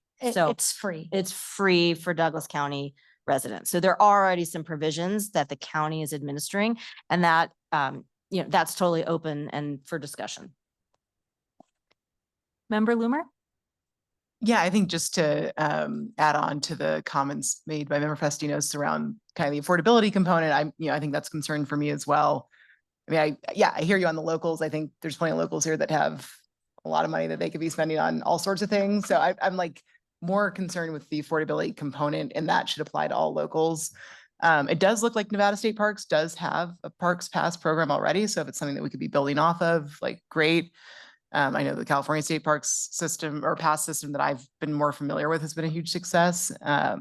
So yeah, would love to see that. And I think trying to obviously having a parallel path to encourage, public transportation and carpooling and all of that in parallel with all this would be great. I see Wes's hand up online. Member Rice? Thank you. I want to add a little bit to what James, you change your title so often. I don't know what to call you, but one thing that we did do in Douglas County when we resolved our parking problems along Zephyr Cove, which, by the way, we are going to be extending to Nevada Beach as well as the other recreational areas on that corridor. They got license plate readers so that the people who are local residents, when they go to park on Warrior Way, are not charged, even though the visitors are. But that is worked out quite well in the license plate readers. Pretty much let you know who's lying and who's not. Anyway, that's my, I do want to say that we've been working on this State Route 28 mobility hub thing for a good number of years, and I'm just delighted to see it come for a vote. Thank you. Thanks, Wes. Anyone else? Round two comments or questions? Because if not, I will be looking for two motions. If someone wants to take us to the first one. Sure. Let's do it. Go ahead. As long as it only involves reading. A motion to approve the required findings, including a finding of no significant effect as shown in attachment A. Any discussion on that motion? Second, the motion. Thank you. Further discussion? Hearing none, can we call the roll, please? Ms. Alding, Yes. Mr. Bass, Yes. Mr. Aguilar, Yes. Ms. Conrad Seda, Yes. Ms. Hill, Yes. Ms. Faustinos, Yes. Mr. Keykefer, Yes. Ms. Holloway, Yes. Mr. Rice, A definite yes. Mr. Henningsman, Yes. Mr. Settlemeyer, Yes. Ms. Lane, Yes. Ms. Loomer, Yes. Ms. Williamson. Yes, Madam Chair, that motion passes. thank you. And our second motion? Madam Chair, is it possible just before the second motion to make a quick comment about the permit? Sure. So I am going to be revising the draft permit to reflect public comment that we have received, specifically around the no parking. And it's to align with what we spoke about today, to strengthen that condition, to not just say no parking will be extended, but that NDOT will work with the State Route 28 corridor management team to amend the operations and maintenance agreement that will cover the roles and responsibilities as it relates to operations and maintenance at Spooner parking lot, including management of the corridor and enforcement of no parking zones. So Graham, we don't actually have to repeat that, right? We can just say as discussed this morning. That's correct. Yeah, that's correct. Assuming the board is in agreement with that and willing to have that part of the motion, we don't need to read it again. Okay. Yeah, I just wanted to state that on the record to, so we address that public comment, because I think it's an important piece to the project as a whole. Thanks, Shannon. I would make a motion to approve the proposed project subject to the conditions contained in the draft permit and including the comments by staff as shown in attachment B. You got Vince off the hook. Thank you. Any discussion on that motion? Second. Thank you. And a roll call then, please. Ms. Alding, Yes. Mr. Bass, Yes. Mr. Aguilar, Yes. Ms. Conrad Seda, Yes. Ms. Hill, Yes. Ms. Faustinos, Yes. Mr. Keykefer, Yes. Ms. Holloway, Yes. Mr. Rice, Yes. Mr. Henningsman, Yes. Mr. Settlemeyer, Yes. Ms. Lane, Yes. Ms. Loomer, Yes. Ms. Williamson. Yes, Madam Chair, motion passes. thank you. All right, let's move on then to our second planning matter, 7B, which is the 2025 State of the Lake Report by Dr. Stephanie Hampton, UC Davis Tahoe Environmental Research Center. Information on this item can be found on page 157. As a reminder to the board, this is informational only. We will not be taking action on this item, but after we hear the presentation, we will open for questions and comments. So Dan Segan and Dr. Hampton, floor is yours. Madam Chair, I think I'm going to take this introduction, and while Dr. Hampton is getting set up, I'm going to pause and ask a quick procedural question, because we do have item 8A following Dr. Hampton's presentation that requires a certain number of votes. What is the pleasure of the board? We have the appellants in the audience. Would you like to continue through and then break and have lunch, or would you prefer, I'd like to give the direction to the folks here, because we could break after this, take a quick lunch that's very quick and efficient, and then go into the appeal. But I just want to give the folks in the audience some. Thank you. I mean, I would always rather take the voting items up first, but I want to make sure everyone is okay with that. Just keep going. Is Okay, that and okay? then we'll power through and then do lunch after. Okay. Yeah. So we won't be breaking after Dr. Hampton's presentation. Madam Chair, in that respect, I hate to disrespect Ms. Hampton, but maybe there's a concept we just change the order and take up the vote now. Right. Take the vote now. No break. Are Sorry. you okay? Would you have time to? Okay, all right. And we just need to make sure that we have the permittees, the applicants in the audience. We need to make sure that Mr. Elgahari, the appellant, is going to be available online. And then we've been working with Jack. So I need to call him in. He's going to come in, and Brandy. They're not quite here yet. So if we did maybe take 3 minutes or so. Yeah. Yeah. And huge apologies, Dr. Hampton. Thank you very, very much for being here and for your flexibility. It's really appreciated. Thank you. So why don't we just go off the record for 3 minutes? It's 11:19. Why don't we come back right before 11:25?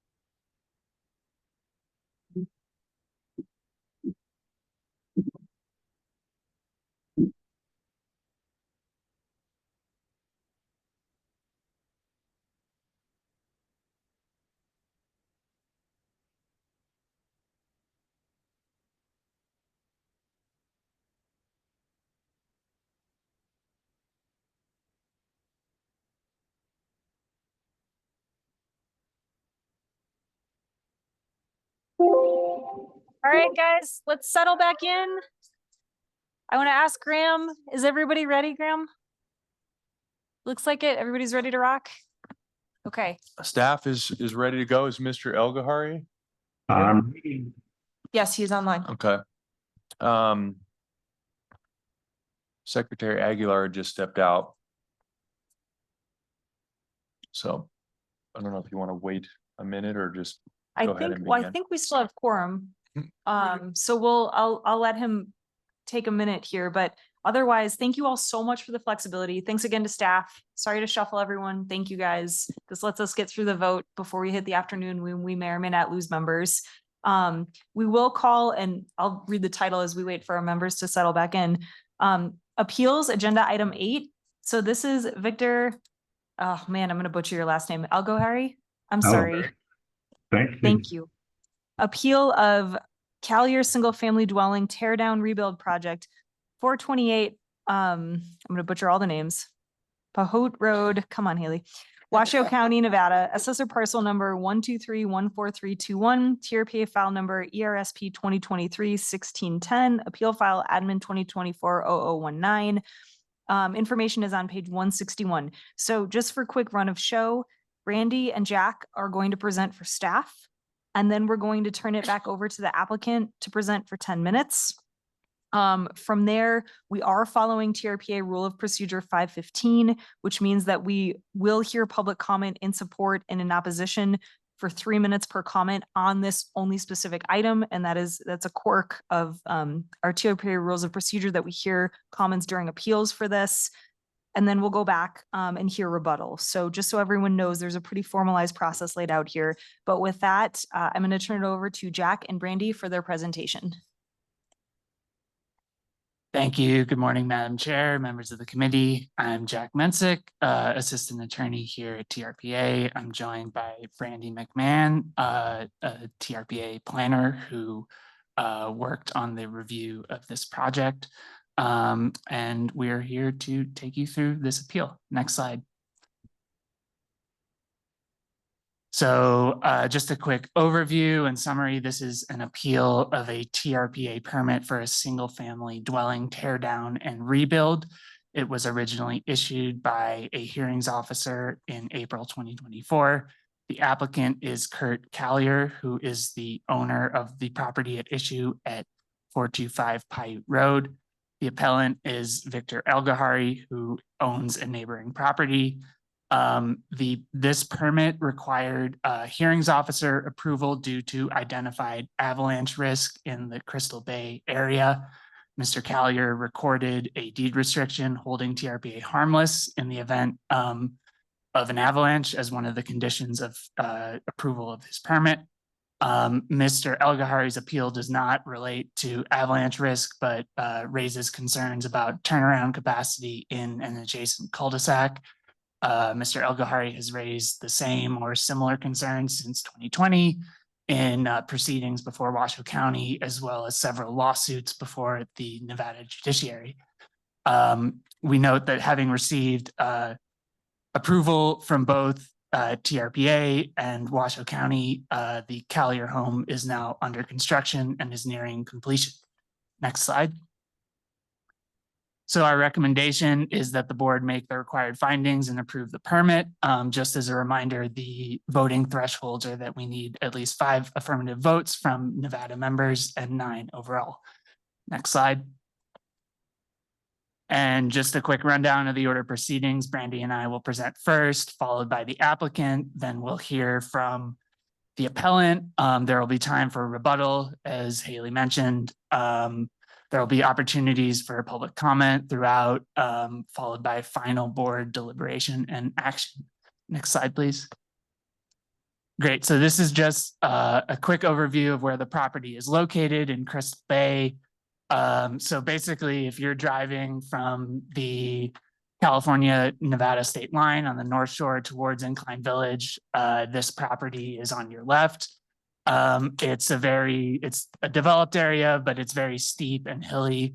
It was developed in the 30s and 40s, and a lot of the roads are very narrow. Specifically, Paiute Road at issue here is a very narrow one lane road. Next slide. So Mr. Callier purchased the property in 2019, and this is what the original structure looked like. Next slide. And this is just a close-up of Paiute Road and the cul-de-sac. You can see Mr. Callier's property, Mr. Elgahari's property as well.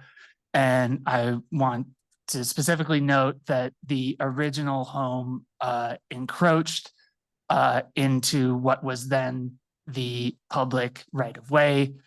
Previous owners had an easement from Washoe County for this encroachment. Next slide, please. So when Mr. Callier purchased the property, he decided to tear down the original structure and rebuild it. And he went about this in essentially two stages. First, he sought to have Washoe County abandon the portion of the cul-de-sac onto which his home and driveway had been encroaching. Washoe County approved that abandonment. Mr. Elgahari challenged it all the way to the Nevada Supreme Court, which affirmed Washoe County's abandonment decision in 2023. We also note that TRPA approved the abandonment at staff level in 2023. So after the abandonment was complete, Mr. Callier sought a permit from both Washoe County and TRPA for the tearing down of the old home and the reconstruction of a new home. Again, this required special use permits from both the county and TRPA due to the avalanche issue. Washoe County approved the permit. Mr. Elgahari again challenged all the way to the judicial level, and the second JD dismissed his case earlier this year. As I mentioned before, a hearings officer approved the permit, and we are now hearing the appeal of that permit today. So next slide. And this just kind of gives like an overview of pre-rebuild and post-rebuild. So you can see that where the old Callier residence encroached into the public right-of-way, it is now being moved back. The bottom half of the blue circle represents the portion of the cul-de-sac that was abandoned to Mr. Callier. We really do want to emphasize that, the abandonment has been resolved. You will hear issues that, pertain to the abandonment. But again, the Nevada Supreme Court resolved that issue in 2023. And I also want to note that in the Nevada Supreme Court's order of affirmance, they specifically noted that the abandonment did not materially change the cul-de-sac or the narrowness of Paiute Road. So you can see in this map that what had been the asphalt public right-of-way before this project will remain the same after this project is complete. So with that, I'll turn it over to Brandy. Great, you can go to the next slide. So in 2024, I was assigned the application to tear down the existing single-family home and construct a new single-family home. I did a thorough review of the application, found it consistent with TRPA rules and regulations. I was contacted by the appellant during this time. He explained to me his concerns. I reached out to Washoe County. They provided me an overview of the history of the abandonment. I said, are you going to require any special improvements or easements? And they said no. I also reached out to Phil Gillenfar, who is representing the property owner, said, hey, are you proposing any changes? And he also said no. And so I disclosed all this information in my staff report to the hearings officer, and it was ultimately approved. Next slide. One of the issues raised by the appellant is he argues the project's inconsistent with Chapter 32 of the TRPA code. which requires human occupied structures be provided by a paved roadway. The road is paved.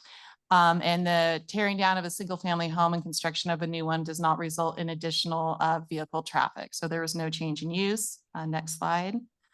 So once again, the project was reviewed per the TRPA code, and the hearings officer was able to make the required findings and approve the project. Next slide. And these are pictures of the home from earlier this summer, and it is under construction.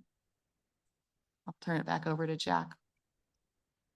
Yeah, so that concludes our presentation, and we will turn it over to the applicant.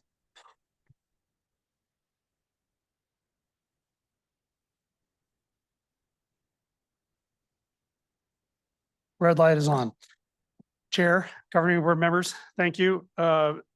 Appreciate the staff and of course now our new legal team at TRPA. Graham and Jack have done an excellent job kind of working very closely with staff and also asking questions of us regarding some of the documentation with respect to this project.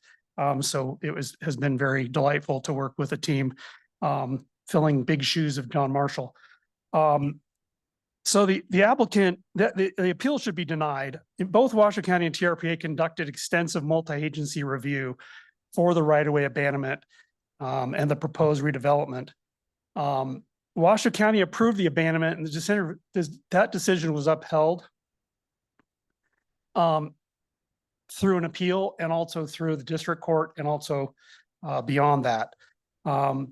TRPA went through and did a full review, as you saw from Brandy's presentation, to ensure safety, access, scenic, environmental compliance, et cetera. We had an extensive review by North Lake Tahoe Fire Department regarding accessibility with respect to the plans or the design of the plans and accessibility for apparatus within that area. They've approved the abandonment and the project.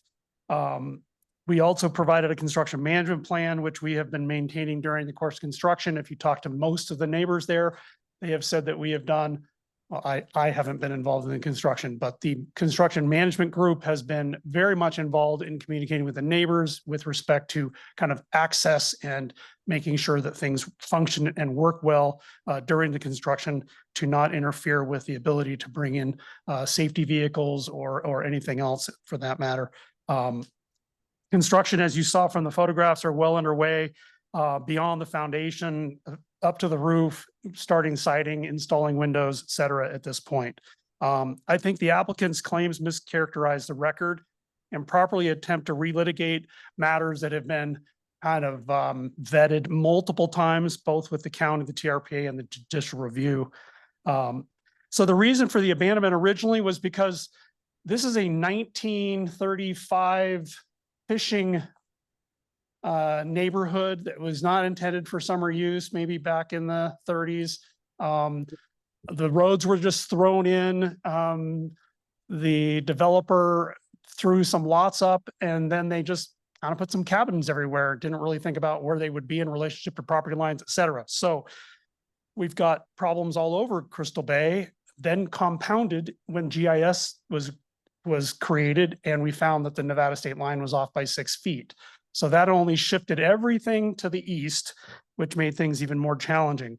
But the purpose of the abandonment in the first place was that a portion of the house and the driveway to access the garage and the entry were in the right of way. And in order for this property owner to maintain the structure and the value of his coverage associated with his house, he had to get an abandonment because TRPA doesn't have another mechanism. And of course, legal staff can confirm that or that direction. In order to capture that coverage associated with the house, we have to create an abandonment in order to get that coverage because there's not another mechanism for that coverage to be moved back onto the site. Washoe County approved that abandonment in 2022. And that was later affirmed by the Washoe County Board of County Commissioners under an appeal, and later by the Second Judicial Court in Nevada under another appeal under the judicial system. TRPA staff recommended the approval of the project, detailed all the findings, including addressing in detail, chapter 32, which just reviews emergency access, scenic impacts, coverage, height, construction management. And I know that during that period of time, there was some interaction, I believe, with TRPA staff and the county, along with potentially even the fire department, because we had talked to the fire department multiple times during the development of the project to make sure that we met all those conditions. The turnaround in cul-de-sac area. So there was an exhibit, and I won't refer back to it. It was the picture of the two, shows the building in the setback. I believe it was page 7, maybe. Yeah, that one. So you can see clearly that the yellow line, which you can't quite see very well from where you are, but the yellow line represents the original kind of historical cul-de-sac loop. I don't have a little arrow, and then you can see there's a green area kind of to the up and left side of the drawing there. That area in 1981, the county acquired that area during the Burton Santini acquisition of parcels in order to eventually, at some point, potentially expand the cul-de-sac area at Paiute. Mitchell Fink, the county engineer who was in charge of roads, hasn't confirmed why they bought that, but they acquired it. It makes sense. And then you can see the light blue line is the area of improvements that were done by that property owner that were in the cul-de-sac because of the way the house was placed originally. And then the orange line represents the road. And the reconstruction did not touch the edge of pavement or the traveled way at all. So during this entire process, we have not changed the roadway limits or limitation of the asphalt at all. In fact, we've removed a majority of the asphalt in that blue area to the north of the cul-de-sac, and we've pushed the house back 20 feet from the road point, which is now the new abandonment line from the right-of-way point, to further create more visible capacity for accessibility and turnaround. Many of the houses in that neighborhood have 0 and even less than 0 foot setbacks. Many of those small little fishing cabins have been expanded to be equal to some of the homes in Incline Village and elsewhere around the lake, adding garages. And I would say we've probably run through maybe 30 variances where we've requested variances to the front setbacks. And in fact, Mr. Elgahari's home, his garage is sitting, I think, within 2 or 3 feet of the edge of pavement. So he's right up against the pavement. So this is a challenge we have throughout the area. Washoe County standards, however, are very clear. We've met the road, county engineer reviewed the road, county road department, county road supervisor has been on the site with us multiple times prior to design, prior to the abandonment, and since the abandonment. Utility division and fire department have been out to the site with us and found that we have not interfered at all with the existing conditions for accessibility to the site and for the use of that area. Chapter 23 does not mandate that retrofitting an older neighborhood road to current standards. It only requires adequate paved access to the site. So I don't think it's, there was a comment made by Mr. Elgahari in some of these different renditions that we've gone through on these appeals that I made a comment at a county commission meeting or a county planning commission meeting that said that we were going to participate in whatever the county would do to enhance that cul-de-sac. Well, I think the homeowner has always stood by the fact that if the county wants to come in and do some improvements in there, as a homeowner, we're going to participate and be part of whatever happens there. Maybe it's an assessment, maybe it's allowing the road department to park in his driveway. I mean, there's all kinds of different ways to participate in enhancing that road. Certainly, we've encouraged the county to enhance those roads. But if you look at roads all over Crystal Bay, what puts Paiute at the top of the list when there's hundreds of other situations around the community that need attention? So in closing, I ran through a lot of this stuff, but the last item that I had that was really a concern to me was Mr. Elgahari brought up 400 Ganawabi for some reason, and he indicated that this particular piece of property in Crystal Bay was a place where they had been required to create an easement for a road. But I think the issue here is that he's uninformed. I've lived in this community my entire life. The roads were in that area were created in the early 30s, just like Paiute.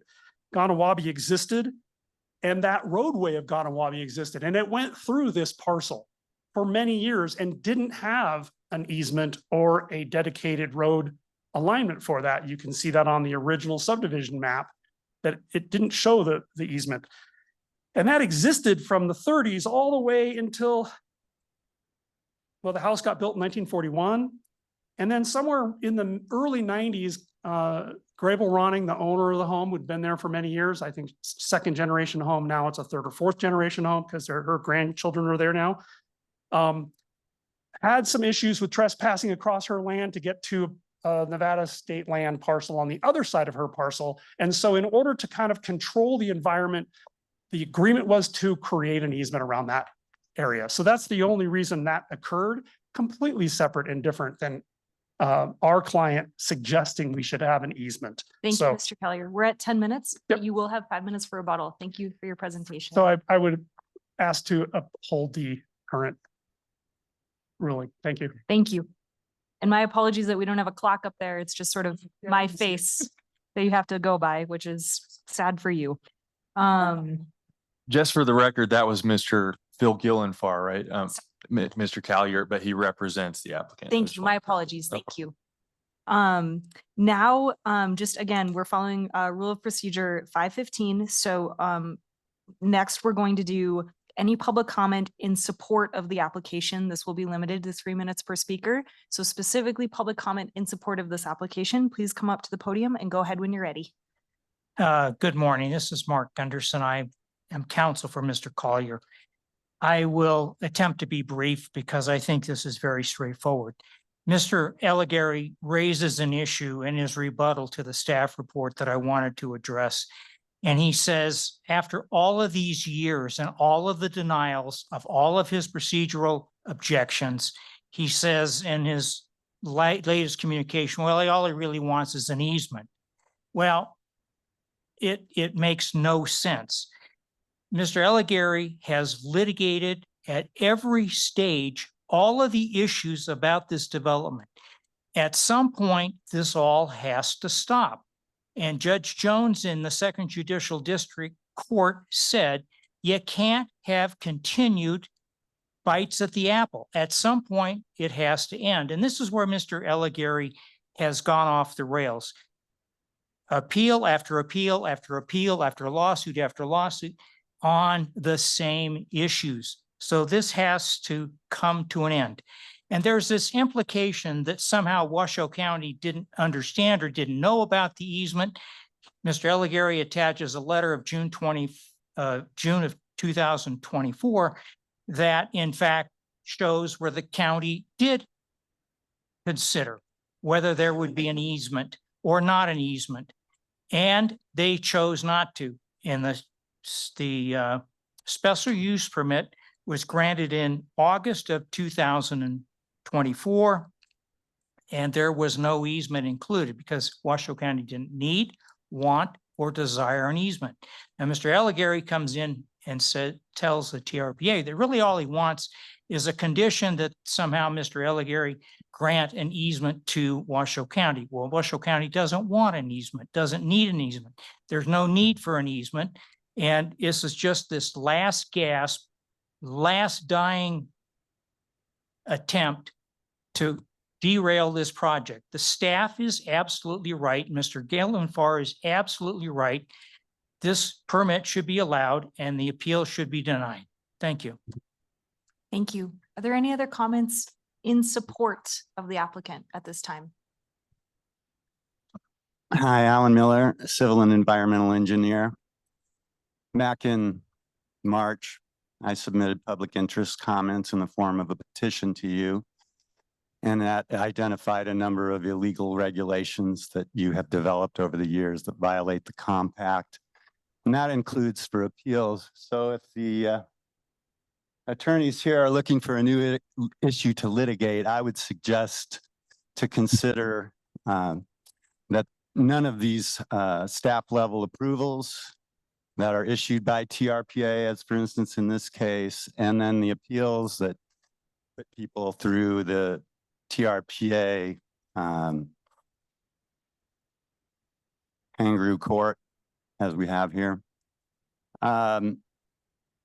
That's where the issue lies. I'm not really too interested in the minutia of this case and all that, but I am very concerned about the process that's followed, and the process has been corrupted for far, far too long.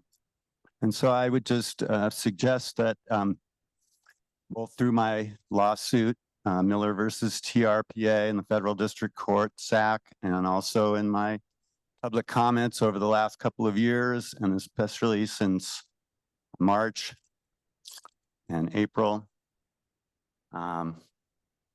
I think there is a need for some additional changes here in the way things are done. And if it takes a lawsuit to do it, well, I guess that'll be how it is. Thank you. Any comments in support of the application?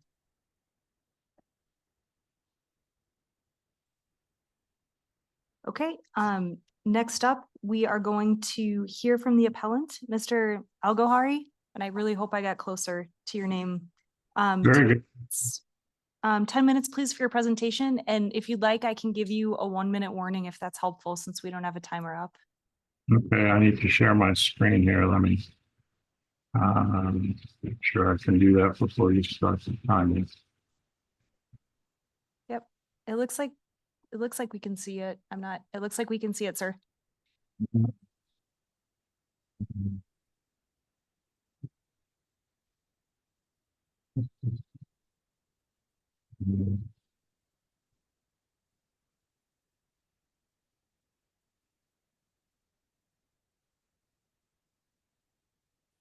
All right, good morning. Thank you for the opportunity to speak.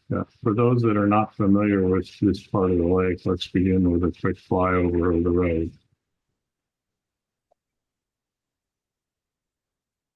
And as you can see, Crystal Bay has very narrow streets, but the road also has sharp line turns, making navigation more challenging, not only going forward, but even more so traveling in reverse. Some of the vehicles that are parked alongside the road will help you gauge the Point of narrow. order, Madam Chair. I don't see what the applicant is talking about.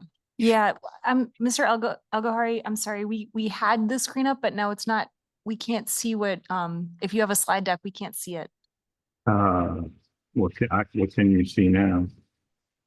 I see you and then I see a cover page. Can you see a video? No, Madam Chair, in the room, you can see Tracy's slides, but yeah, Victor, at the bottom, you should have a green up arrow that says share. That's what I thought it did. Let me try it again.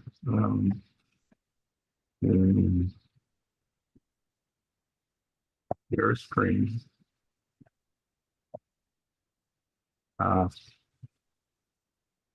Here. here we go. Yep, looks like it's coming up. All All right. right. Sorry about that.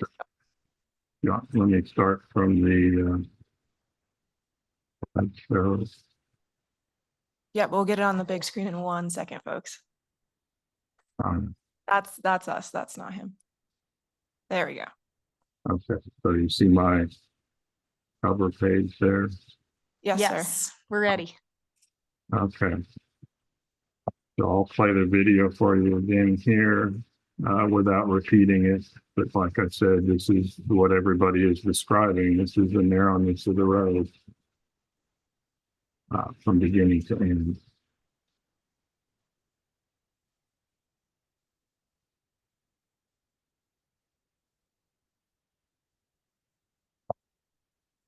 Swap it. All right, the original house is the area in blue and encroached onto the roadway depicted by the red circle. Post abandonment, the northern boundary of the applicant's property is now the solid red line. I call your attention to the areas in green and yellow as you view the following video.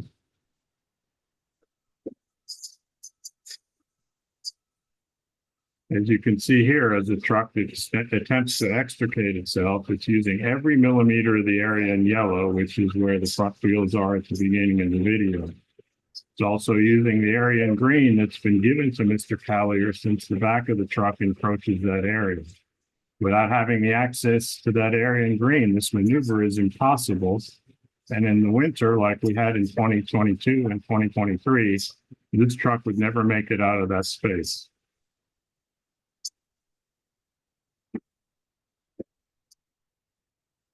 So as we mentioned, the TRPA code that I'm asking to be enforced is 32.2. The question really for the board is, what does that provision of it mean? Can one simply build a structure of the same use with absolutely no consideration being given to change in size or use? If you adopt counsel's argument as a Nevada attorney, I can envision future scenarios where a board might set a bad precedent. I mean, this property is 4 times as large as the last one. During June 2024 hearing for the special use permit, Kathy Emerson, a Washoe County Board of Adjustment member and Incline Village resident, made the following prescient observation.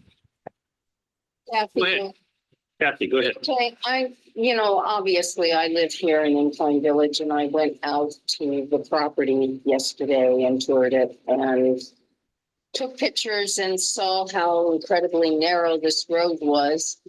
And my count of the houses affected on that road was upwards of 9 to 11 houses that are along Tahoe. And I would think that these houses along that road do use that turnaround because it is an extremely, extremely narrow road. At one point, there's a tree that has been scraped by vehicles going by it. It's so narrow. Perhaps staff can address the issues raised in the comment that we got from the law offices of Victor Al-Gohari about the comments made during the abandonment hearing about improving the turnaround and to what extent those comments about, yes, we will improve the turnaround, to what extent that has been done. And if you can make that clearer. Thank you. Kathy.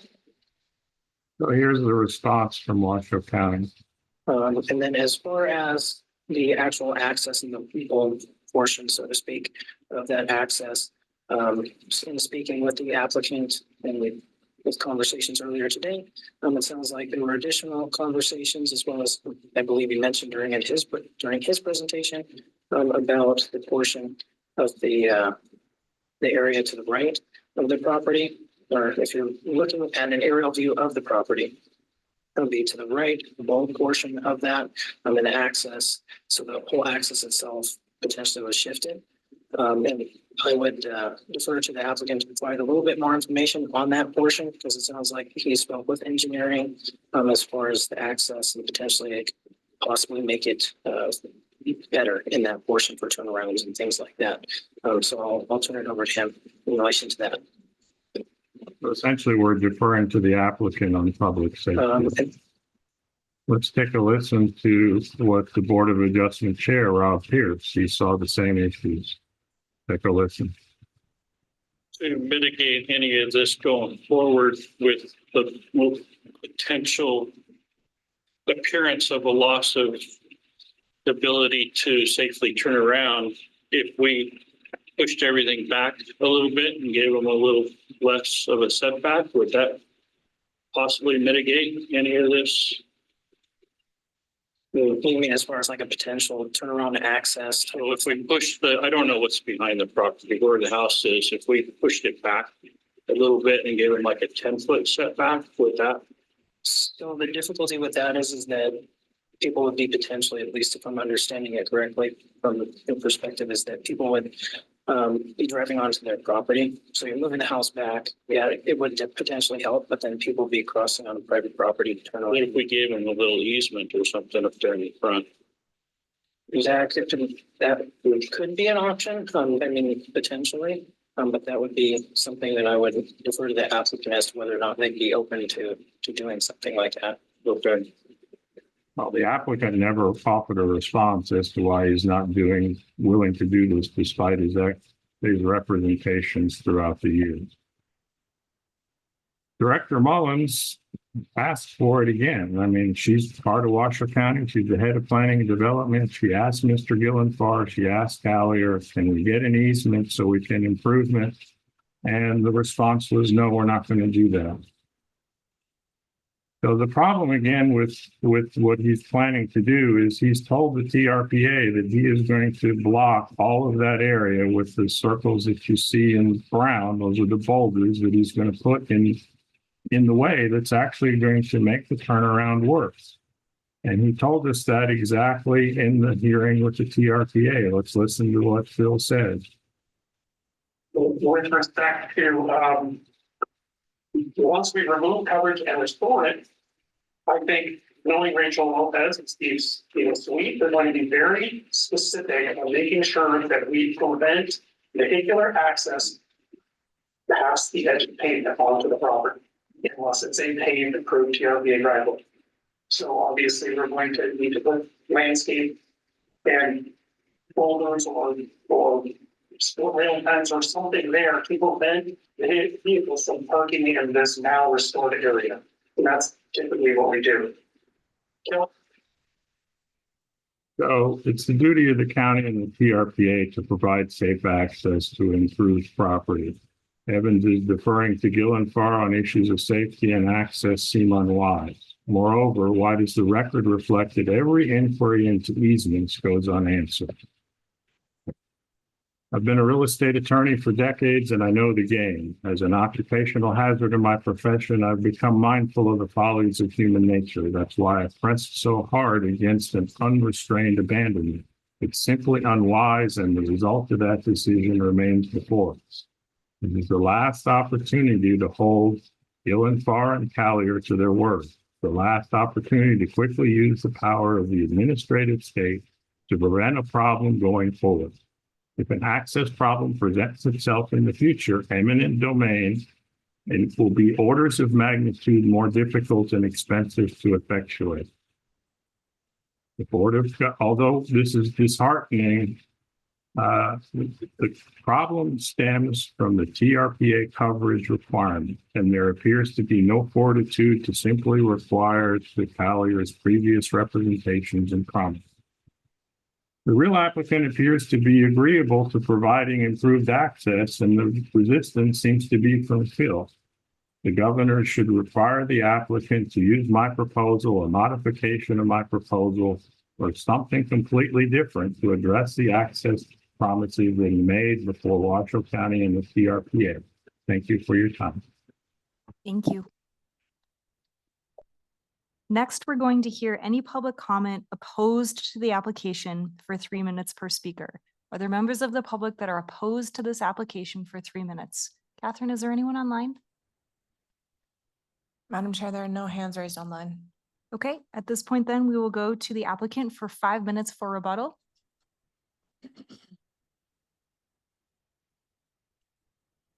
Thank you. I didn't say it earlier, Philip Gillenfarb, the representative for the client, Mr. Collier. Just a couple of points to bring up. One, paved roads in Washoe County, I believe, is the county in most jurisdictions. It's the responsibility of the county to collect the funds and maintain and enhance the roads, not necessarily a homeowner specifically responsible for enhancing a road environment. Chapter 32 was reviewed by TRPA staff and found that we met the requirement of the accessibility requirements for the paved access to the property. I also have a report from the Washoe County Planning Department, which went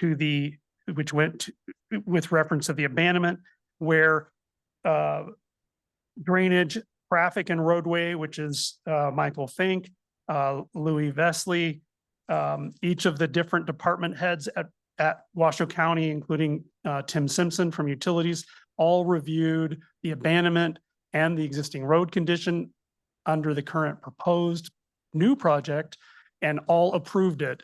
That was subsequently certified and ratified by the county commission under appeal and also by Washington County District Court. And at no time was an easement brought up as a way to solve a particular issue.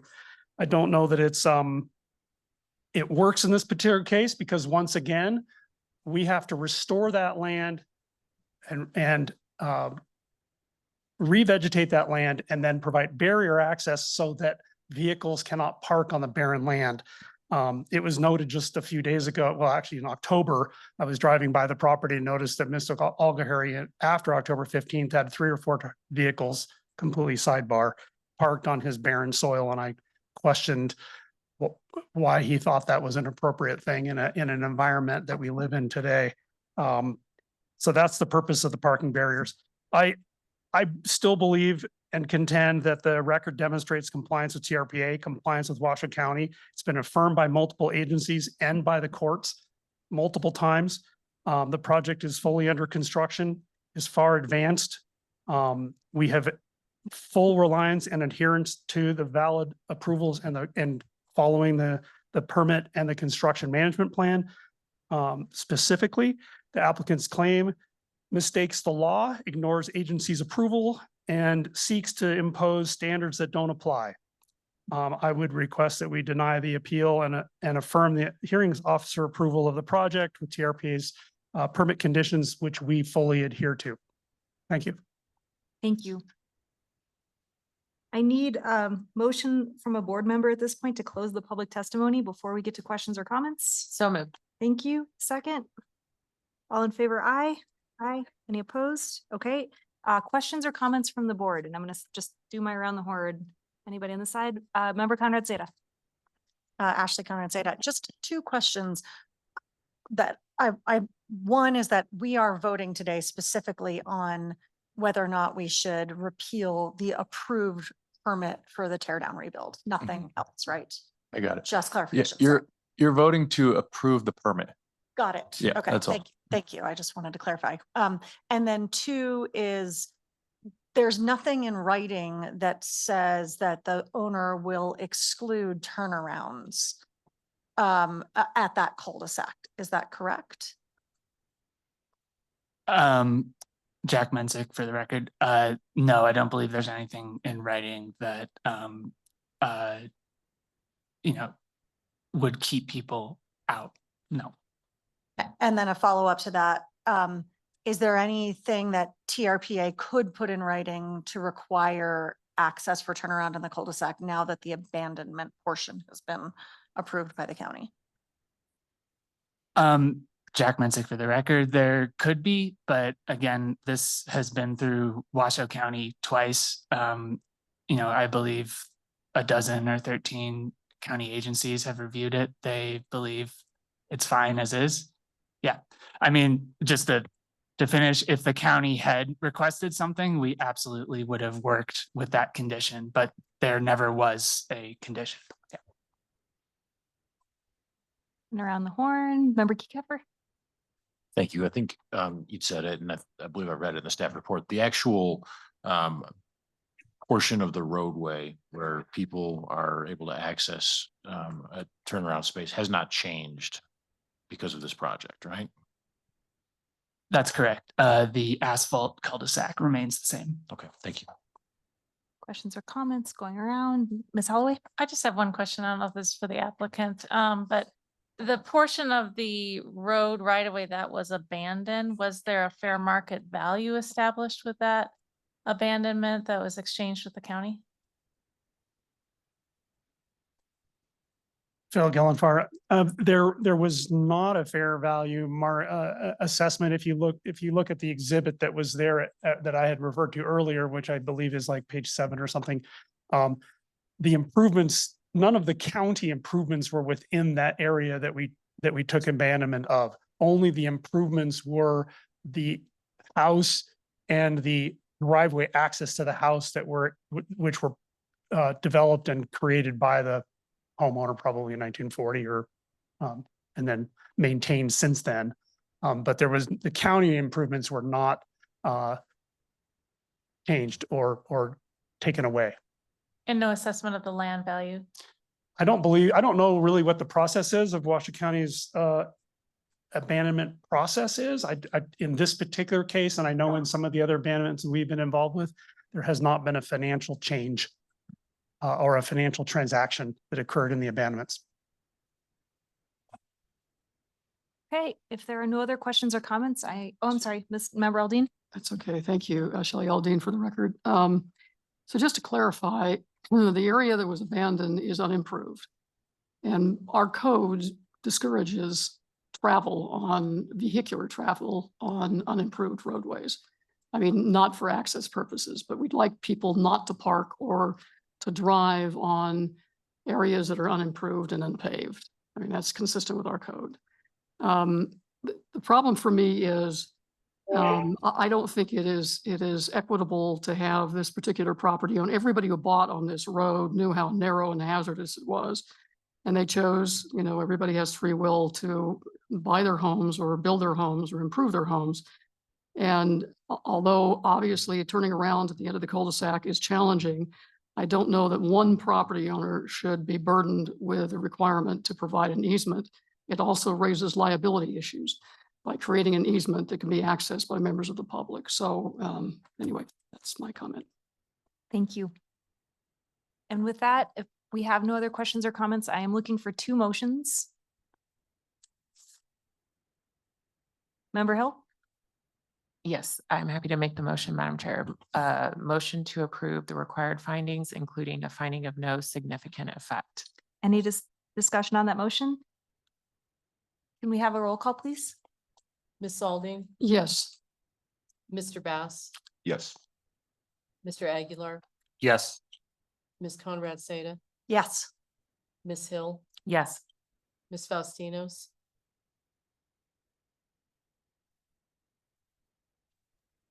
Sorry, having trouble with mute. Yes. Mr. Keycapper, Yes. Ms. Holloway, Yes. Mr. Rice, Yes. Mr. Henigman, Yes. Mr. Settlemeyer, Yes. Ms. Lane, Yes. Ms. Loomer, Yes. Ms. Williamson. Yes. Madam Chair, motion passes. Thank you. And I'm looking for a second motion, please. Motion to approve the project subject to the conditions in the permit attachment A. Thank you. Any discussion? And a roll call, please. Ms. Aldine, Yes. Mr. Bass, Yes. Mr. Aguilar, Yes. Ms. Conrad Seda, Yes. Ms. Hill, Yes. Ms. Faustinos, Yes. Mr. Keycapper, Yes. Ms. Holloway, Yes. Mr. Rice, Yes.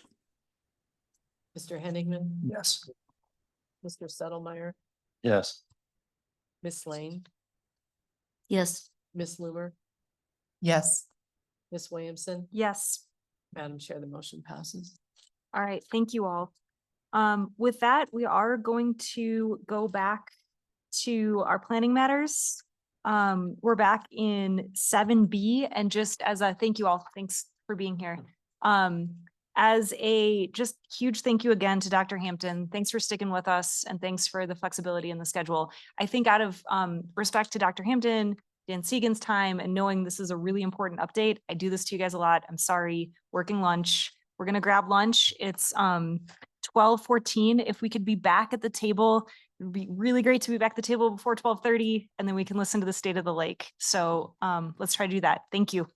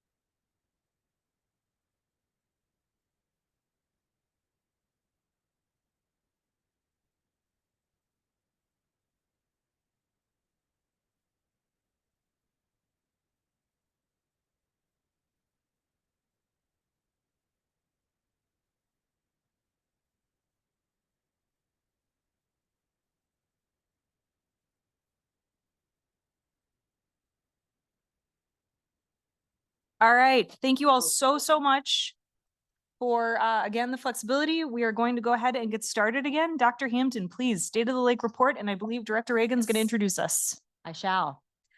Thank you, Madam Chair, Julie Reagan, TRPA's Executive Director. For the record, I want to just do a brief introduction to Dr. Stephanie Hampton. And I think it's important to note that she has passed her hazing ritual as new directors of the Environmental Research Center. We make them sit through long project hearings and appeals to get the panoply of responsibility of this governing board. And so she has passed, she's stayed around. We've promised to feed her later and take her to lunch another day. But thank you for your patience and your willingness to adjust the agenda slightly. I'm just very pleased to introduce this item. Dan Segan, our Chief Science and Policy Officer, myself, really, most members of our agency staff work with UC Davis, Tahoe Environmental Research Center, in partnership with the Tahoe Science Council and all the great scientists that work at the lake. And it's just wonderful to work with Dr. Hampton and her, which I think the bet is now that she can no longer consider herself new, right? How many months have you been at the helm? 5 months. So she's coming out of the newbie period. I do want to mention on page 157 of the packet, there is a link to the full State of the Lake, and I'm sure she'll talk to you about that. So feel free to click on that at your convenience. But what has been fantastic and a great addition to the incredible work at Davis and within the Science Council is that Stephanie has worked at lakes all over the world. And, not to mention, her studying under Dr. Charles Goldman, who is the rock star limnologist of Lake Tahoe and the world. And then her very accomplished career, which I encourage you in the packet to read about, including being the president of the Ecological Society of America and a fellow for AAAS, as we like to say, American Association for the Advancement of Science, among many other accolades. But her perspective coming in from working on large lakes around the world is perfect at this very critical time of the lake. Our lake is changing. Conditions have been changing at the lake. We are many decades into restoration plan for Lake Tahoe, and the lake, we are holding our own, as I like to say. When you look at large lakes around the world that are challenged by the stressors that we're not immune from those stressors of temperature changes and global conditions, but yet the lake is not responding as well as we want in terms of reversing that decline of clarity. And Dr. Hampton will share her insights on that. But her work in Lake Baikal, which of course is the oldest and largest lake in the world in Siberia and Russia, and in Lake Washington in Seattle, for many of you not familiar with Lake Washington, it's also been at the forefront of limnological research. And so she's bringing these experiences with new eyes to what we have going on in Tahoe, with her penchant for analyzing trends and understanding big picture. And having worked with now Dr. Hampton for several months, I can tell you she has just been warmly welcomed by the community in her remarks and her lectures at UC Davis, at the Science Center, within the partnership of UNR and the new Lake Tahoe campus in Incline Village. And so I feel like, having worked with not only Dr. Goldman, Dr. Schladow, and all the great scientists at UC Davis, taking this to the next level in terms of collaboration, we're in the midst of that. And so really appreciate your patience in being here. And we look forward to your report. I will turn the floor over to you, Dr. Hampton. Thank you. That was really a nice welcome. Thank you, Julie. And so thank you for the invitation to be here. And also thanks to all of you for your hard work and your service in governance and stewardship in Tahoe. So I'll give you some of the highlights. Well, first I'll introduce myself very briefly.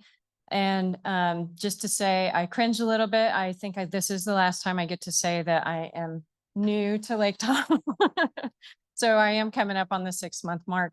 But as Julie says, I really approached this State of the Lake report this year as my last opportunity really to approach it with fresh eyes and to come in and see what I see in the data that others have been collecting over decades, what I see in the analyses that others were able to execute before I arrived in March.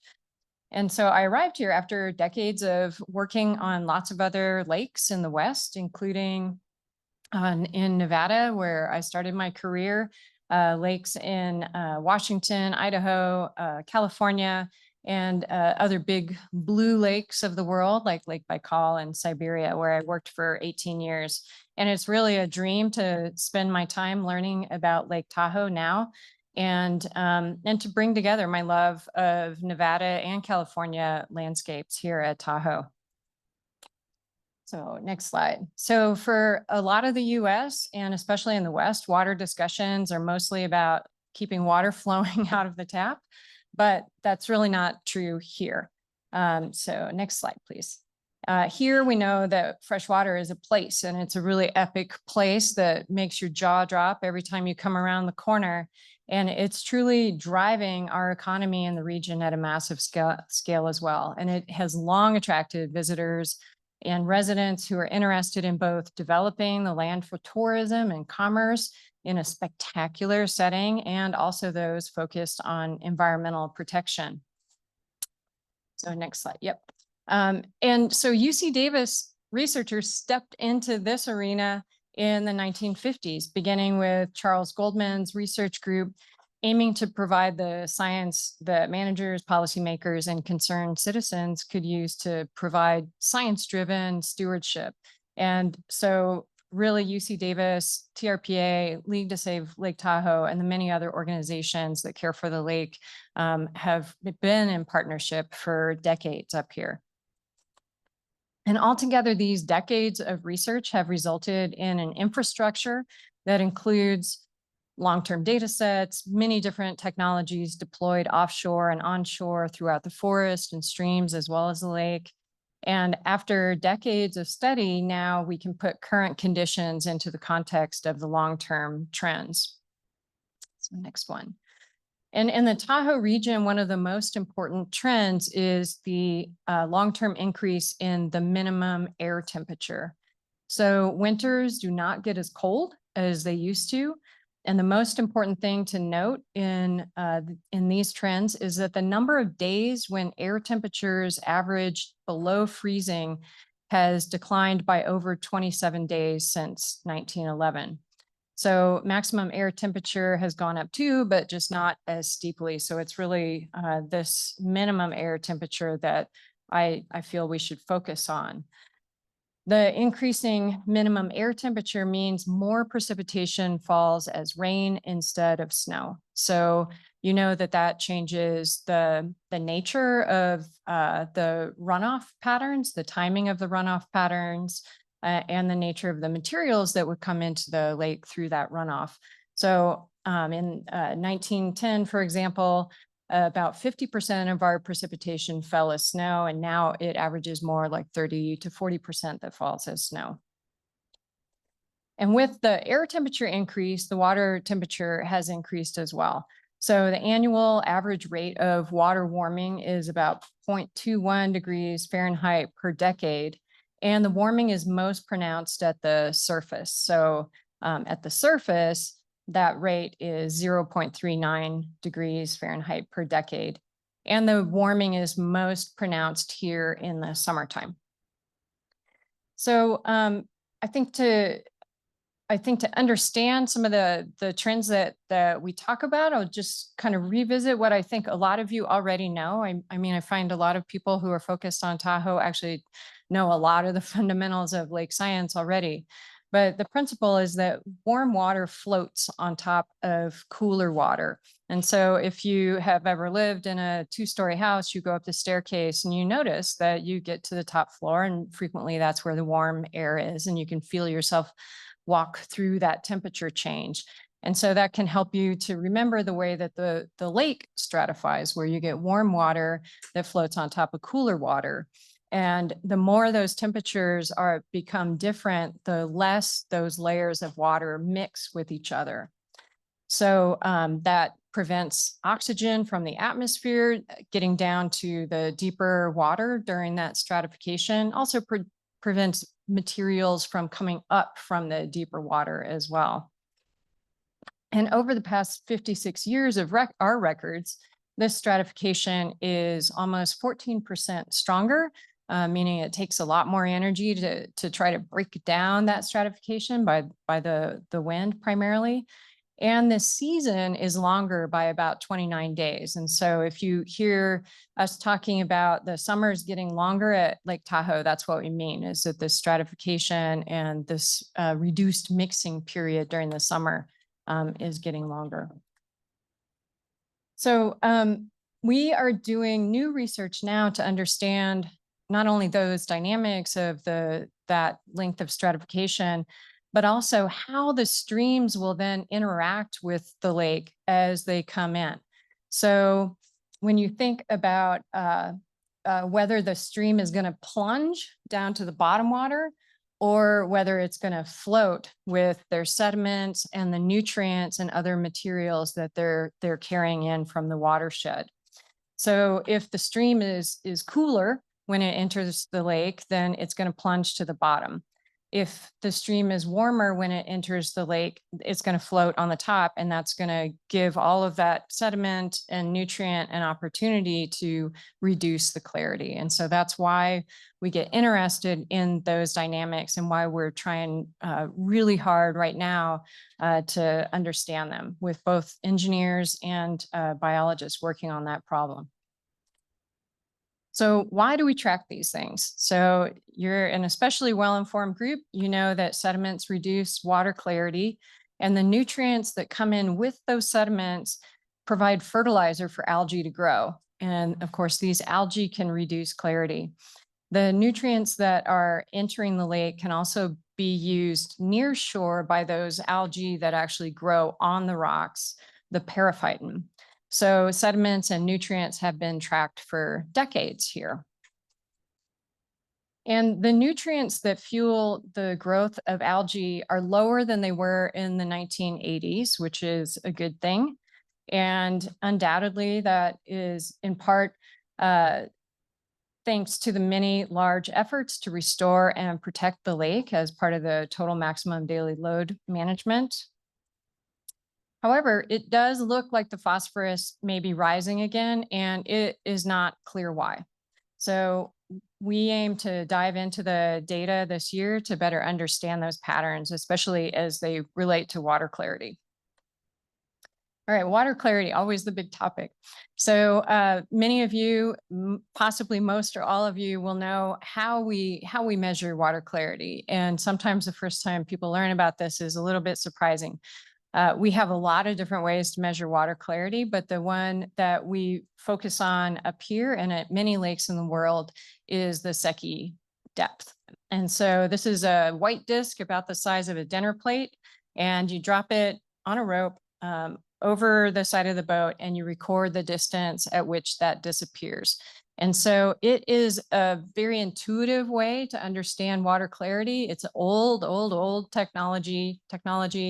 And it allows you to compare clarity now to measurements we had a long time ago. And so we continue to use the Secchi disk, even though we're also deploying other technologies that measure the clarity and optical properties of water as well. But that's what I show in these slides, and that I know that you all talk about at various times. So in looking at the annual average trend of water clarity, or Secchi depth, how far you can see into the water, water clarity degraded until about the late 1990s, when it seems to have plateaued. So coming in with fresh eyes, I look at this trend in a number of different ways and say, okay, well, it doesn't look like it's getting worse, but it also doesn't look like it's getting better. And I would love to know why, as I'm sure all of you would too. An important aspect of the trend is that the seasons are different. So winter seems to have gotten better, or at least plateaued. So in these figures, when you see really high clarity values, those are the years when deep mixing events occur in the lake. And this happens about every 4 years. It's under conditions when the air temperature is really cold and we get storms for a prolonged period that put a lot of energy into the lake and allow it to mix all the way to the bottom. And that brings up really clear water that's hanging out at the bottom of the lake. And so when you suddenly see a really high clarity value in winter, that is the process generally that is making that happen. Now in the summer is not getting better and it looks worse. So summer values appear to, so when you see some of those, what look like oscillations in the summer data, that appears to relate to some precipitation patterns. And so we are looking more at that this fall with using some statistical analyses of long-term data. So I hope to understand that better soon, but overall you can see that it does look like the summer values are getting worse. And we've known for decades here that clarity relates to the number of fine particles in the water. And we measure particles in the water several different ways. All of them involve shooting lasers at water samples and measuring the reflectance that tells us how many and how big those particles are. But that method actually doesn't tell us exactly what these particles are. We know that the particles can be both inorganic, so non-living material like sediment or ash and smoke coming in from wildfires in the region or even beyond our region.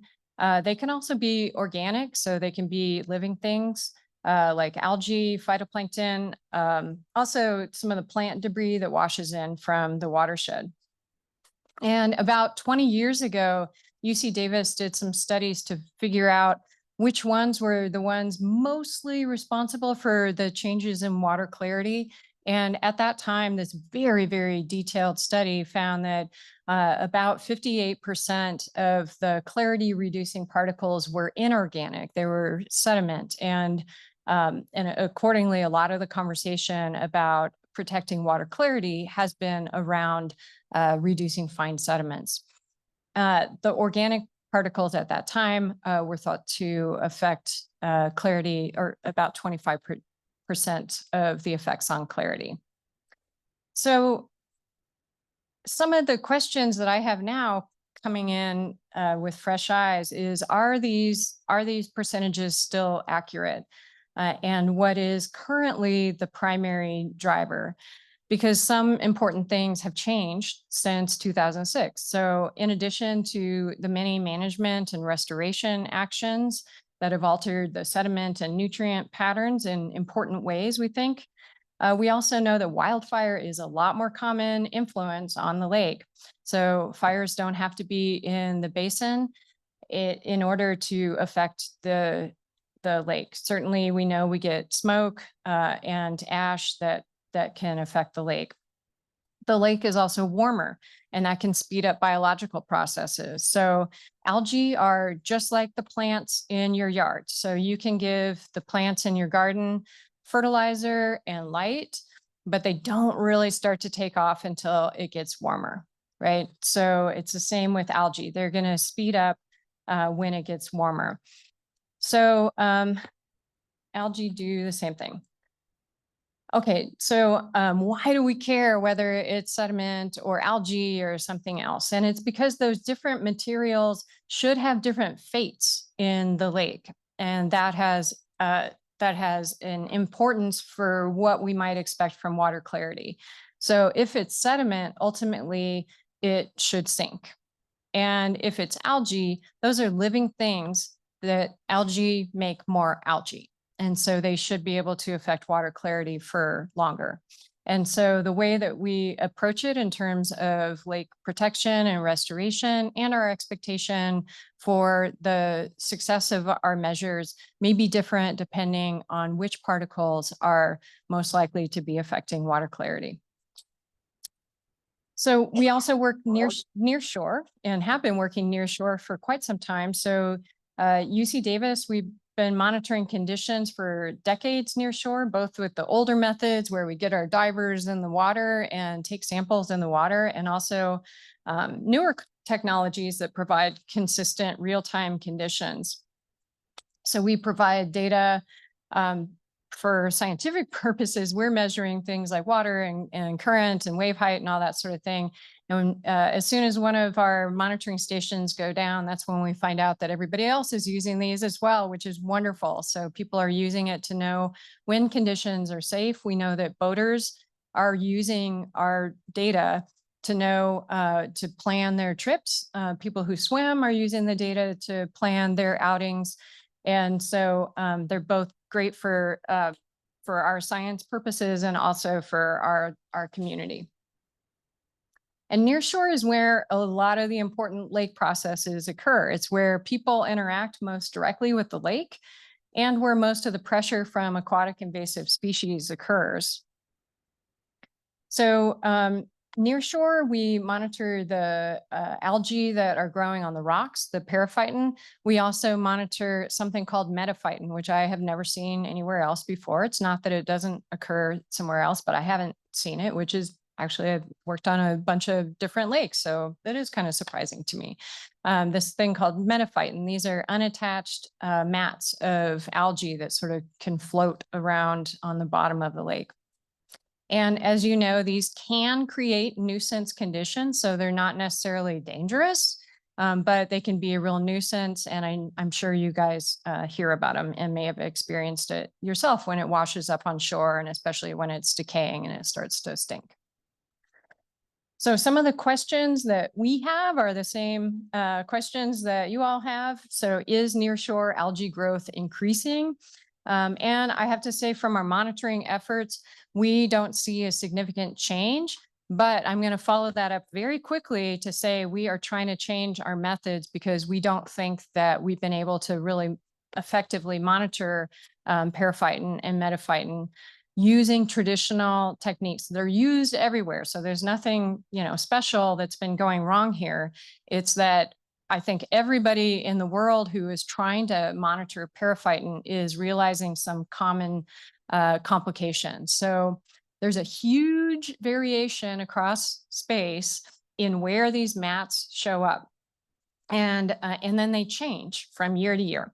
And so as a biologist, what I would do if I'm asked to go monitor something is I very systematically go back to the same place over and over again, like right down to, the centimeter. I want to make sure I'm in the same location. And that's how you detect a long-term trend. Like go back to the same tree, measure that diameter breast height, and monitor the change over time. And this is just not working well with periphyton because the periphyton mats grow, they die, big waves come in and they get ripped away, and they may grow somewhere else next year. They may not come back to that same spot again next year. But a typical monitoring program has to go back to the same place over and over again. Metaphyton is a whole other, well, it's a similar challenge in many ways because they can just roll around. They're unattached. And so we are recognizing it and working closely with our partners to develop some new methods.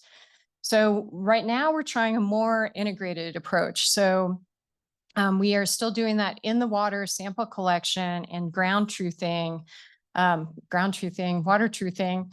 We're also scaling up to use drones with imaging across longer areas of the shoreline. And then a more recent success for us is in using helicopters once a month to do the entire shoreline. So 70 miles of shoreline with a helicopter and the images. And we've been able to finally stitch together the images so that we can get the full shoreline. So that's been successful in the past 2 years. So I still can't answer that question of how the periphyton growth may have changed over the longer time period, but I feel that we have finally arrived at a method that may allow us to start answering that question.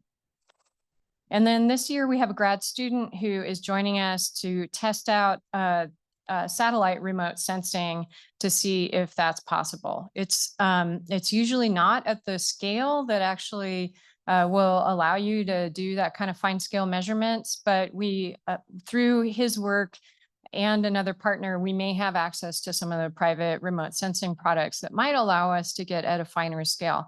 And so to be continued, because that would be ideal. That would be a much more efficient way to monitor. And of course, near shore is also where we see the most pressure from invasive species, as you know. And we have a new grad student who's joining us who is testing the use of environmental DNA to detect invasive species. So organisms shed DNA all the time. I mean, this is the basis of forensic crime dramas, right? And so it actually has been really useful in water to be able to detect all kinds of species and be able to take a water sample and tell who has been there, who might be there right now. And, you know, Tahoe is challenging in lots of different ways, but Grace is really focusing on it in her dissertation. And so we hope to have updates on that possibility soon. And then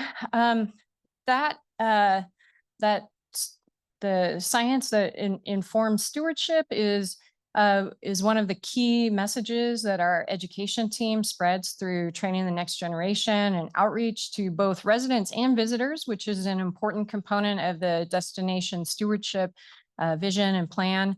And these partnerships that we've developed around the basin have been instrumental in sort of really weathering the storm of changes in federal funding this past year. So we still have been able to reach over 10,000 residents and visitors. We've got new exhibits in aquatic invasive species in multiple locations. We're working with the school districts for a curriculum for healthy forest. And now with our partners, we're able to have a presence of our exhibits and our outreach on north, south, west, and east shores, which has been fantastic to be able to accomplish through partnerships. So looking forward, we need to anticipate the challenges that will intensify as areas of North America become less hospitable to both people and industry. Heat, storms, sea level rise, and wildfire studies suggest that all of these conditions that are changing throughout the continent will be driving people and industry more northward and up in elevation. And so that's an everywhere problem and not just a Tahoe problem. But I know that we all have already seen the edge of that phenomenon for every day above 100 degrees in the Central Valley, we see a measurable increase in number of visitors up here. And of course, during COVID, we all know that people sought refuge from crowded conditions up here. So those changes have been at the beginning stages already, and we would anticipate, like other places in the world, that some of these challenges will intensify, which really underlines the need to continue building resilience in our communities, our infrastructure, and our ecosystems, continuing to invest in the science and infrastructure that helps us to understand and anticipate the change, and to continue to build and strengthen all of our partnerships in management, policy, and conservation and science, who really together move knowledge into action. And so Mark Twain sums up that feeling many of us had the first time we came over the ridge and saw the lake. I'm still feeling it every day. I mean, I realize there's probably a time where you're going to be like, you know, your mind's going to be occupied with whatever meeting you're about to go to, but I'm still getting blown away every time I come into the basin or around the corner. It may never change. Yeah.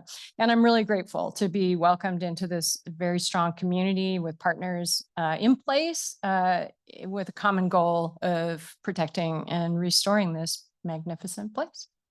So hopefully I've left some time for questions. Thank you so much. And I think everyone is gonna have a comment. I'm gonna start it. Ms. Lane, you get the win-lose of starting first, and I'm just gonna go around the horn. And again, we're not voting, but questions, comments, please go ahead. Right, but could ask so many questions, but I'm gonna ask one and give time to my colleagues. Oh, gold stars, you get one. You've trained me well. what are the similarities between Lake Baikal and the differences? And, you Mhm. know, especially with regards to what you just talked about, temperature, clarity, precip. Yeah. So Baikal has a lot of similarities with Tahoe. It is much, much bigger. So I'll start there. But it's a very deep, steep-sided basin. It contains a lot of water. Baikal contains 20% of the world's fresh water. It's huge. It's extremely cold. So Tahoe is warmer. Baikal is frozen through half the year. Baikal is a lot older. Baikal is about 25 million years old. Tahoe is about 2 million years old. But I mean, still 2 million years is really, really old. So, and it's, it's not a competition either, right? But in terms of some of the challenges, warming is one of the bigger factors at Baikal. And for Baikal, the warming has been, I think, a really critical kind of change point for Baikal because it's ice covered. And so it's losing ice really rapidly. And that actually makes the temperature increase really rapidly, because every day that a lake is covered with ice is another day that it's essentially in the freezer, right? It can't change because it's not exposed to the atmosphere. And so it has a pretty high rate of change in temperature.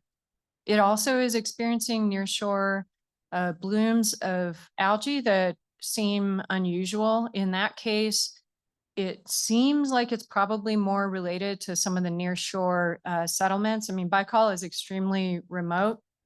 And so these aren't towns. I mean, it's dirt roads and only 80 people in winter and then a few hundred in summer. But so there are certainly some similarities that I'm drawing upon as I think about Tahoe.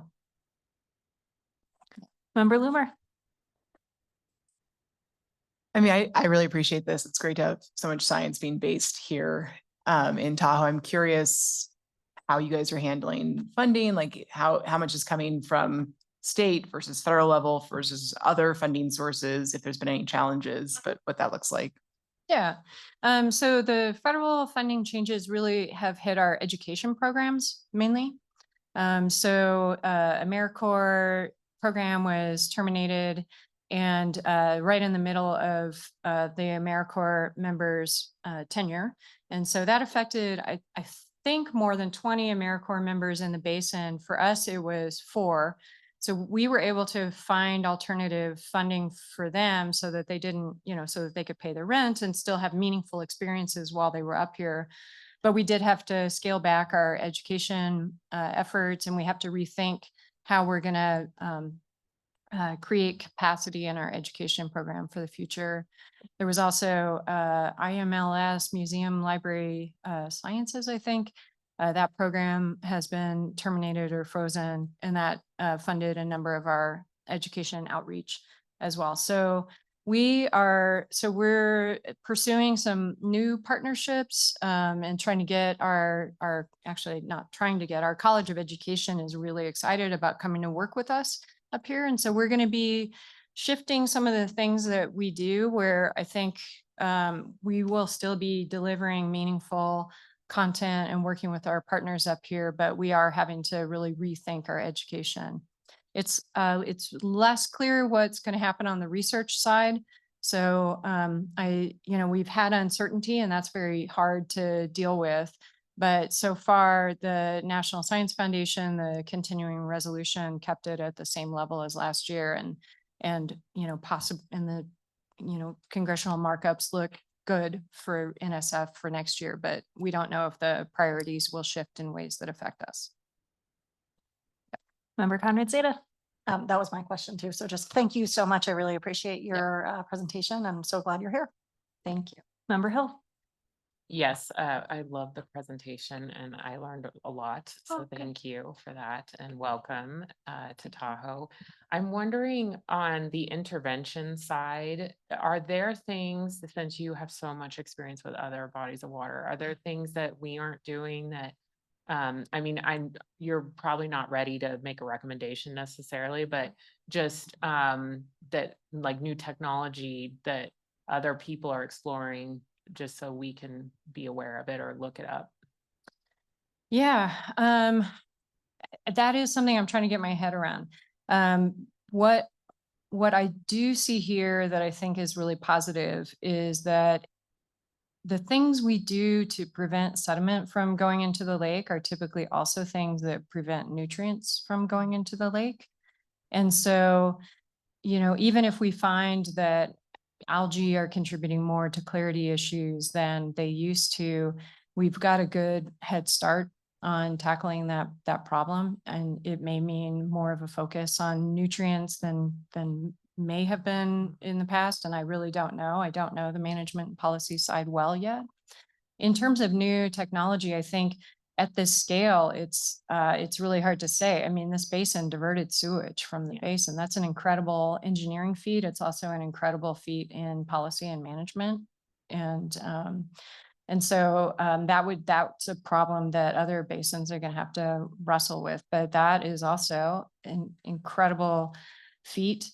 And then, you know, the restoration and protection of wetlands is something that is every lake can benefit from, because that is really the an aspect of the watershed that cleanses water before it hits the lake. Great. Thank you. Member Bass? Yeah, great. That's really great information. And thank you so much for being here and for your care of Tahoe.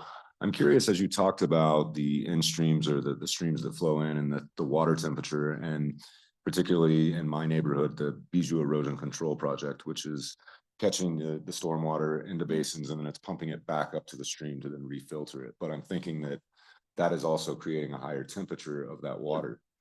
So I'm wondering, have we looked at those projects, because we may not have known that, hey, this water is now staying on the surface rather than going to the bottom and plunging. And so I know maybe the thought when that was designed wasn't a thought. So I'm just curious if we've looked at some of those in particular projects. And I think the same with the Tahoe Keys, right? The Tahoe Keys water is obviously going to be much warmer, and should we be trying to block it from going into the lake somehow, or because it makes a lot of sense to me that, yeah, you want it to go down, right, to keep clarity up. So yeah, just curious. I actually didn't know that facet of the of handling the water coming out of the retention areas. And it's a really good question about the temperature. What was the name of the project? So that's the Bijou Erosion Control Project. Okay. I think it was done about 8 or 9 years ago. Okay. And then my other question, so also along the South Shore, and it's actually happening right now when the water level is dropping, we're starting to see that dried up algae. Would it be a good effort for us to organize and actually rake that and get it off of the shore before we have the water level rise again? I do not know the answer to that question, but I'm curious about it as well. I know that it's something that people do in other lakes. And so I have been meaning to look into it so I can answer that question. Member Aguilar? Yeah, welcome. Good to have you. Question, I know there's cloud seeding that occurs in this area. Does that have an impact on the lake, especially since you said snow is decreasing and rain is increasing? I didn't know about cloud seeding. See, I came here to learn, everybody. No, I really don't know enough about cloud seeding to be able to answer that. Okay. Yeah. That's it. Thank you. Yeah, it's worth looking. Member Keycover? Thank you. Yeah, the Desert Research Institute tends to run the cloud seeding program. So I'm going to ask the flip side, I think, of Hill's question. Is there stuff that we're looking at that's sort of outdated, that is antiquated, that maybe we thought was important and is no longer relevant to modern science, and we should maybe stop wasting our time and energy tracking that? So I don't see anything obvious in that way yet, but I will say that the periphyton monitoring that's been a real challenging area for everybody, not just for Tahoe. And so I feel like it's worth looking at the design of periphyton monitoring, but I think all the scientists certainly agree that we need to continue to monitor periphyton. It's just a matter of how we do it. And otherwise, I haven't seen types of data that we're collecting that we shouldn't be collecting. But I am also, you know, I have been talking with our staff and our scientists over the past couple weeks about revisiting the design of some of our data collection and just making sure that we're deploying things in the locations that make the most sense and making sure that we're being effective as much as we can. There may be some new technologies that can replace some of the things that have been more labor intensive for us. But when you do that in a long-term program, you want to make sure you run them alongside each other for several years typically before you actually fully switch over. But it is something that is on our minds too. Yeah. Member Settlemeyer. Thank you. I was curious when you talked about the temperature, what type of temperature differential are you discussing? Generally, like with an EPA, it's 10 degrees. You know, you're trying to keep the water within 10 degrees plus or minus to the water body it's going into. Is that the delta you're talking about, or what number are you utilizing? Well, and you're talking about when the streams come in?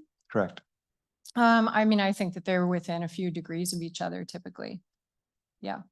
I mean, well, during the spring, but yeah, during the summer, they would probably be more than that. Yeah, I'm afraid I don't have that right off the top of my head.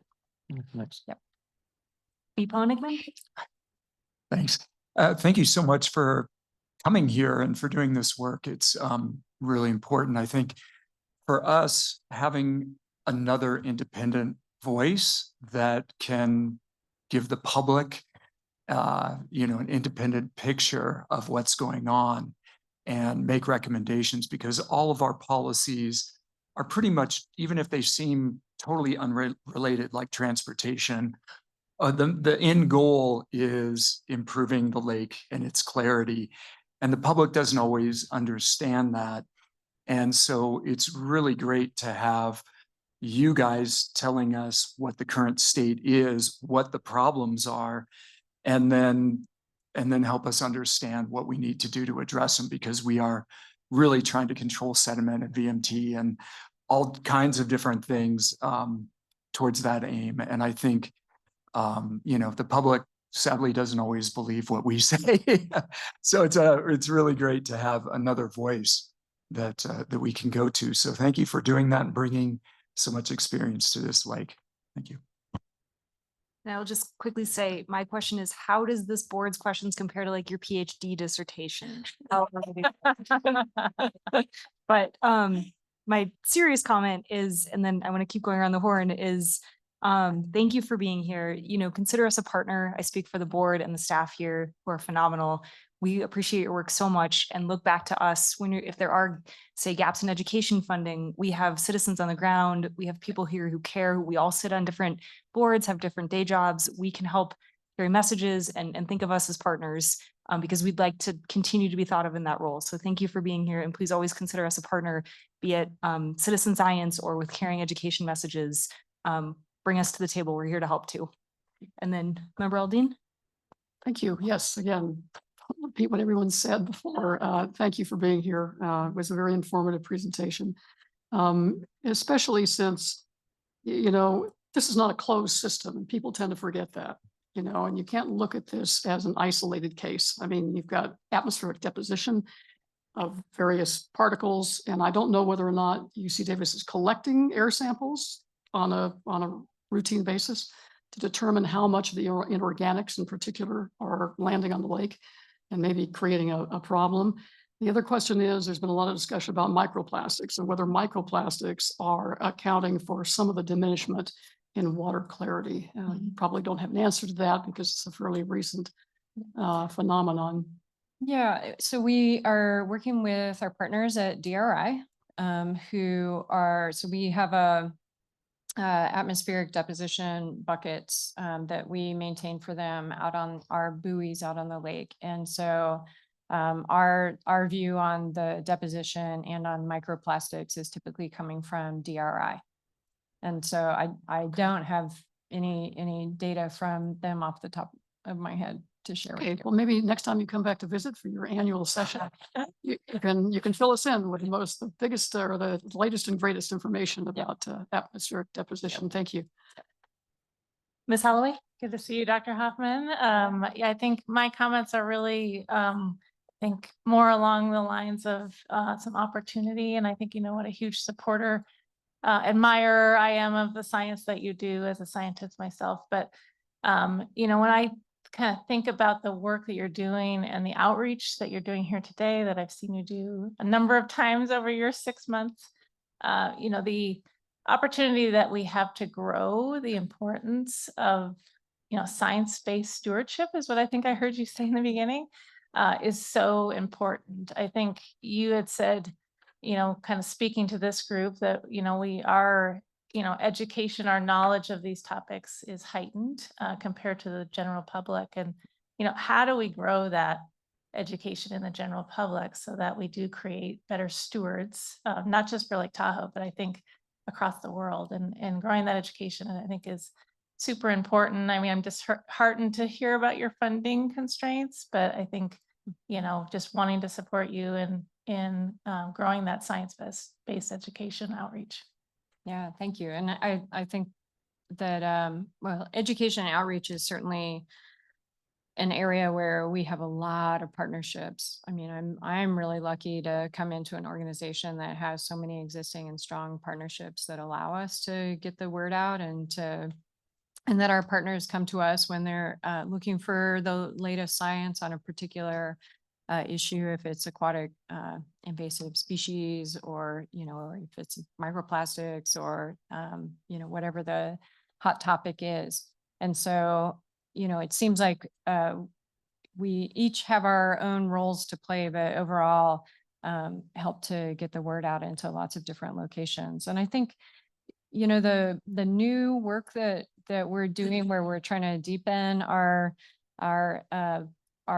interaction with the school districts also, I think is, you know, I know that many of us focus on the visitors, but I can hear from the discussion this morning that we're also focused on the residents, and making sure that the education is also reaching the residents, who ultimately are going to be the ones who are trying to understand, you know, why we're trying to do the things we're trying to do to protect the lake. I'm going to go online to Belinda or Wes. Member Fastinos, Member Rice, do you have any questions or comments? Do have a comment. First of all, thank you very much. This has been very enlightening. It's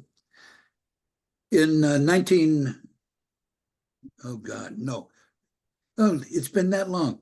Anyway, in 92, I came to Lake Tahoe and was a deputy on the sheriff's patrol boat for Douglas County.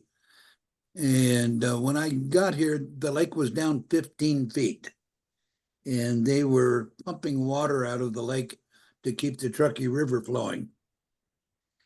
And I was told it would take 10 years of normal rainfall to bring the lake back up. And that was in 2 years later, they were trying to figure out how not to flood the houses in Marla Bay because the water came up so far, so fast. What did that do to damage the lake to bring it back up that rapidly? Well, I don't know the answer to that specific question, but I can say that those big changes in lake level, I mean, they do contribute to shoreline erosion. And so I know that is that's probably, you know, one of the top of mind issues for what lake level changes do. We've also been talking about one of the things that we want to look at with the data that we already have is how lake level may interact with some of those near shore blooms of algae too. Some people say that the drought years tend to be the ones where they see more of these algae. And I don't know if it's because you just see them more because they get exposed, or if those conditions somehow promote them. So we don't know that yet, but those are the two things that come top of mind. Thank you. And Belinda, questions or comments? No questions, just great report. Appreciate that we get such a comprehensive scientific analysis. It really is helpful to put some of our other work in context. So thank you. I was gonna let Dr. Hampton get on with her day, but I was gonna see if anyone else had any closing. It looks like Director Reagan. Closing question or If I comment? Go may, ahead. Madam Chair, thank you. Julie Reagan here, TRPA.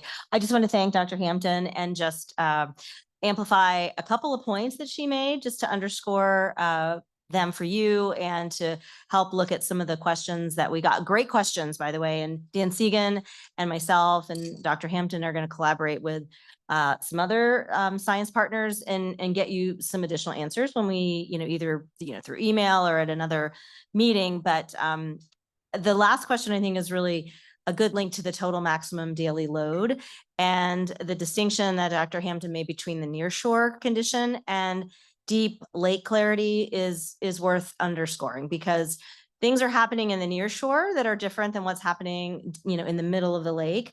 And the total maximum daily load is really focused on deep lake clarity.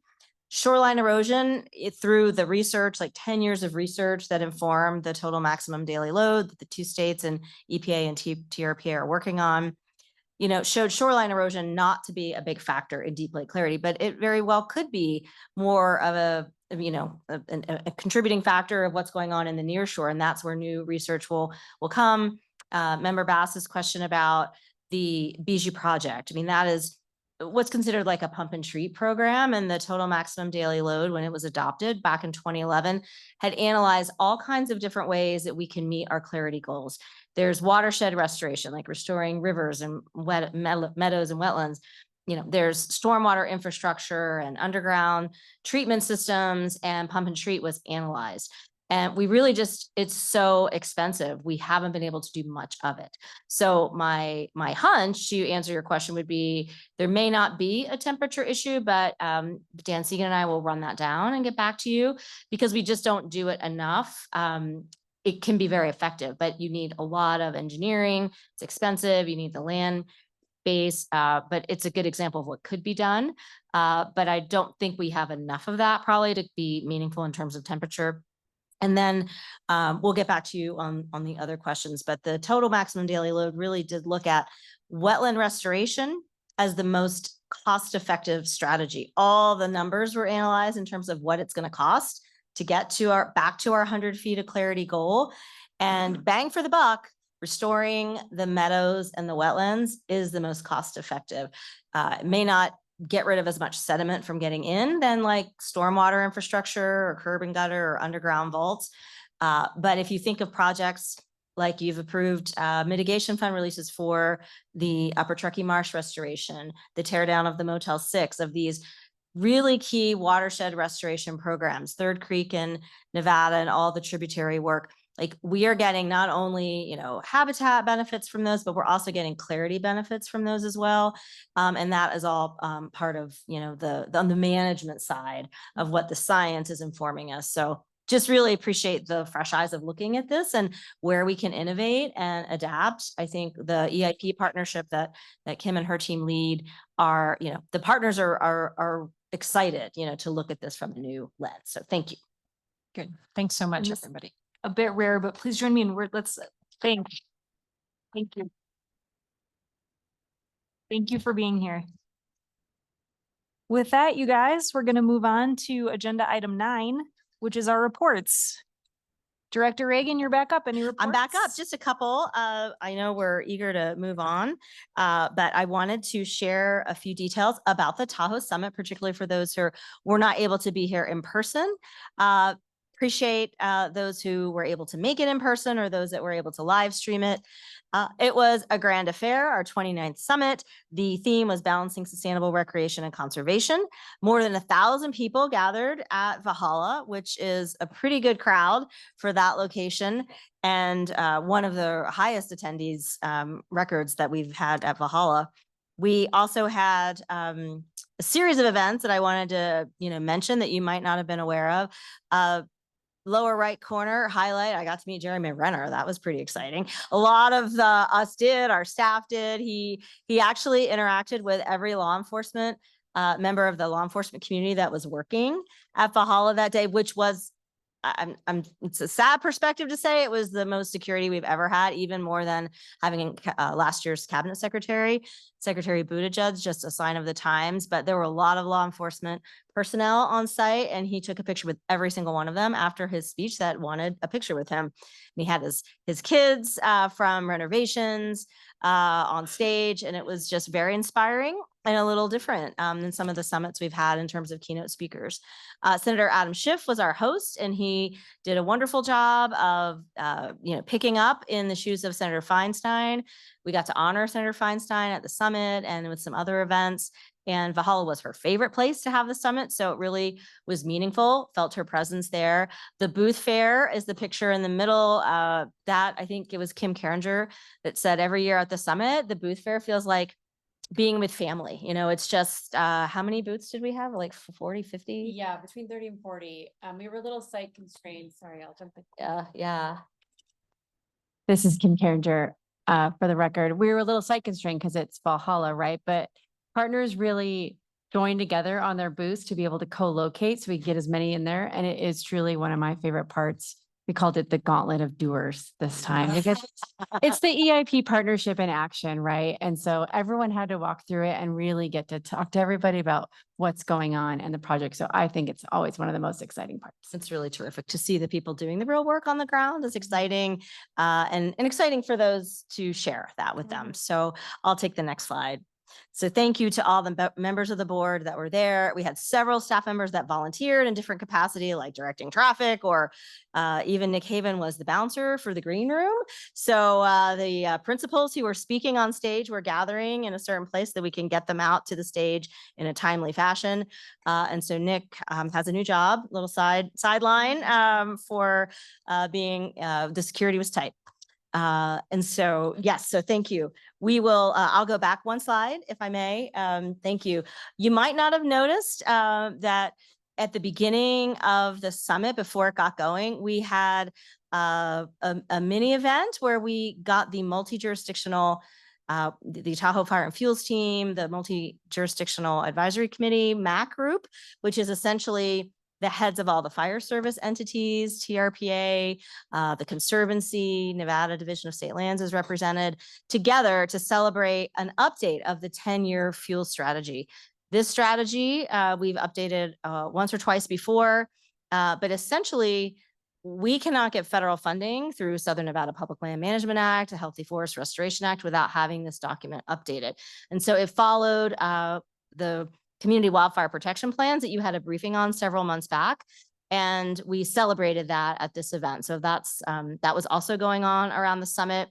And then the day after the summit, we also had a dedication of the West Shore Trail to be named in honor of Dianne Feinstein. So that was exciting. We had Cindy Gustafson, board member Gustafson, myself were able to celebrate that and to be with the granddaughter, Eileen, of Senator Feinstein, who spoke. And in this particular picture on the screen, she is telling the famous story of Senator Feinstein that she rode her bike entirely around the lake as a young girl, and it had, no brakes. And the granddaughter said, I finally got to do that with my husband a couple years ago, and there is no way that bike had no brakes. She's like, she could not survive those steep inclines and declines. There's no way. But till she took her last breath, she said, I rode my bike around Lake Tahoe with no brakes. So we had a great story from her, and it was just incredible. And then we were able to actually ride bikes several miles down the trail with Senator Schiff and with many staffers of Senator Feinstein that gathered that I'd had the pleasure to work with for 20 years. And to honor her in that way, to name the entire bike trail was also very pertinent to the sustainable recreation theme of the summit. So appreciate that. And then just one more note on the summit. We also had the great pleasure to see Clem Shute, our former regional planning committee chair of the board committee, and also long-term, almost 10 years served on the board here. And many of you, several of you have served with him or have known him in other capacities. And member Gustafson, myself, and Darcy Collins from the League to Save Lake Tahoe, we're very honored to present the Tahoe Award in Senator Feinstein's name to him for his service. And we got to talk about that time when now California and Nevada had to recommit to the compact through 2011 to 2013. And it was just amazing to hear from former board members and to have them in the audience. Reached out to Steve Robinson, who served with Clem, and talked about that time and how it really was a watershed moment for the lake. So it was wonderful for Member Gustafson to represent the board with our chair, visiting family. And so we just had a great time seeing Clem and his wife, and it was nice to honor him in that way. And then following, you might have seen in the clips that we send around or on your Google Notes cards on your phone, we did an op-ed, we did a column, an opinion column penned by our chair and vice chair. So we want to keep those messages out there. And it was a big media year, I think probably even more on the social media side, but having all of the work that we're doing in Tahoe make its way out into the global marketplace of media was exciting. And we want to leverage that opportunity back to Member Holloway's point of just making sure people are educated and know what's going on in Tahoe. And then just a couple quick things about some facility improvements. I don't know if you noticed as you walked in, I mean, for the first time, I actually in the sling had to use the button. We have a button now that we can open the front doors to get in without pulling the heavy doors. And that honestly has been a goal of mine working in this agency for well over a decade. And I'm so delighted that the board, through our budget process, authorized money to invest in this building. And so I want to thank you. We have an ADA compliant, more accessible front door, and we're doing other projects around the building. One that we just finished was doing our best management practice erosion control maintenance. So we require that of project applicants. And I am very, very much of a stalwart advocate for walking the talk and making sure we do all the work that we need to as a property owner here ourselves. So we just finished doing our erosion control maintenance. We finished the rock wall. That was a work many years in the making, and it looks great and it's safe and it was done well. And we have we have done a lot of tree removal in the parking lot, landscaped area, but we have a pretty overgrown section of our property just outside that we are doing some defensible space and some forest health work. So stay tuned for that. Again, we're encouraging the community to do that. We need to do it ourselves. You gave us the resources to do it. We appreciate it. So I will take the next slide. A lot of work on the housing front is underway, and we're moving into a new stage. And so we typically give you reports on this. John Hester and Karen Fink and our long range planning team do a great job keeping you all informed. But I want to harken back to Vice Chair Hennigman's comments at our last workshops over the last month or so. Excuse me, he made a point to say, get involved now. Don't wait till we get to the very end of the timeline of this process to raise objections, because now is the time. And so I think that is very important for the community to know that we've got so much going on. And we've been in this assessing and generating phase, the purple phase. We're moving into coming up with more ideas for policy that we're going to bring you in November. And so if all of you are doing other committee work and haven't had a chance to dig in on this, please call us. You can call myself, John Hester, Karen Fink. We will sit with you and we will brief you and catch you up, because we are going to bring some pretty big policy considerations to this board. And the sooner we can hear your perspectives on that, if we haven't already, the better.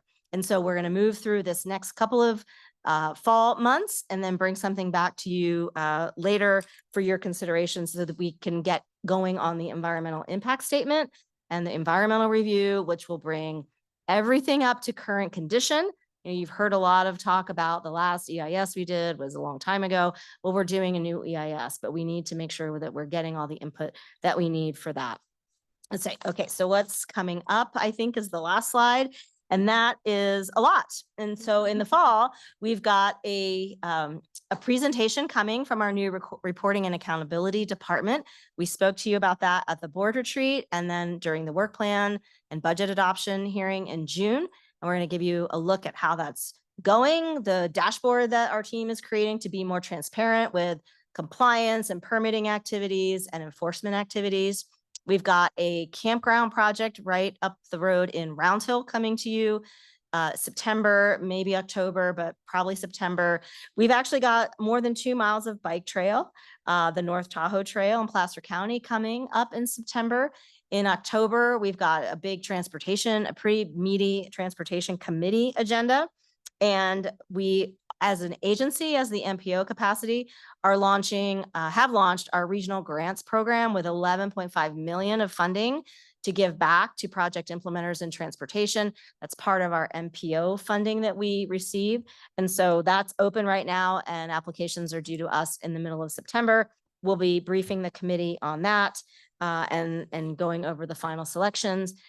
We also have the IPES line, the individual parcel evaluation system, Placer County work. That will be coming back to a committee this fall. And then in November, as I said, the policy recommendations on housing. We've got those shoreline amendments that the Regional Planning Committee heard from our staff last month. We've got threshold updates in the work plan that you voted to adopt for us. We've got updates of our forest health standards and recreation. You heard some public comment about that. We're doing the work now to move forward with updating those recreation standards.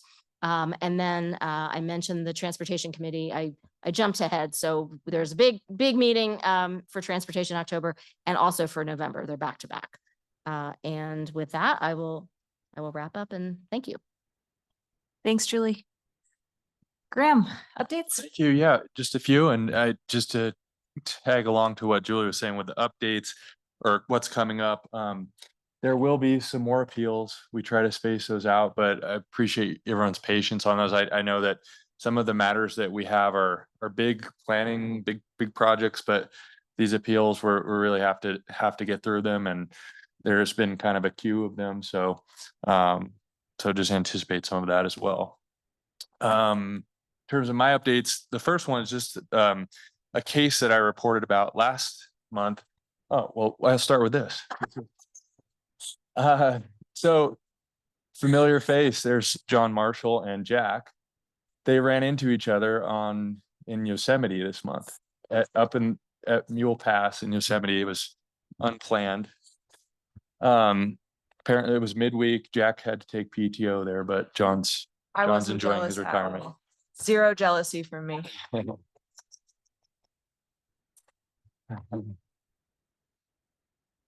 Regarding, and we'll touch the next one after I cover this quick case, but the Eisenstecken versus TRPA case, the plaintiffs did file their 4th amended complaint this month.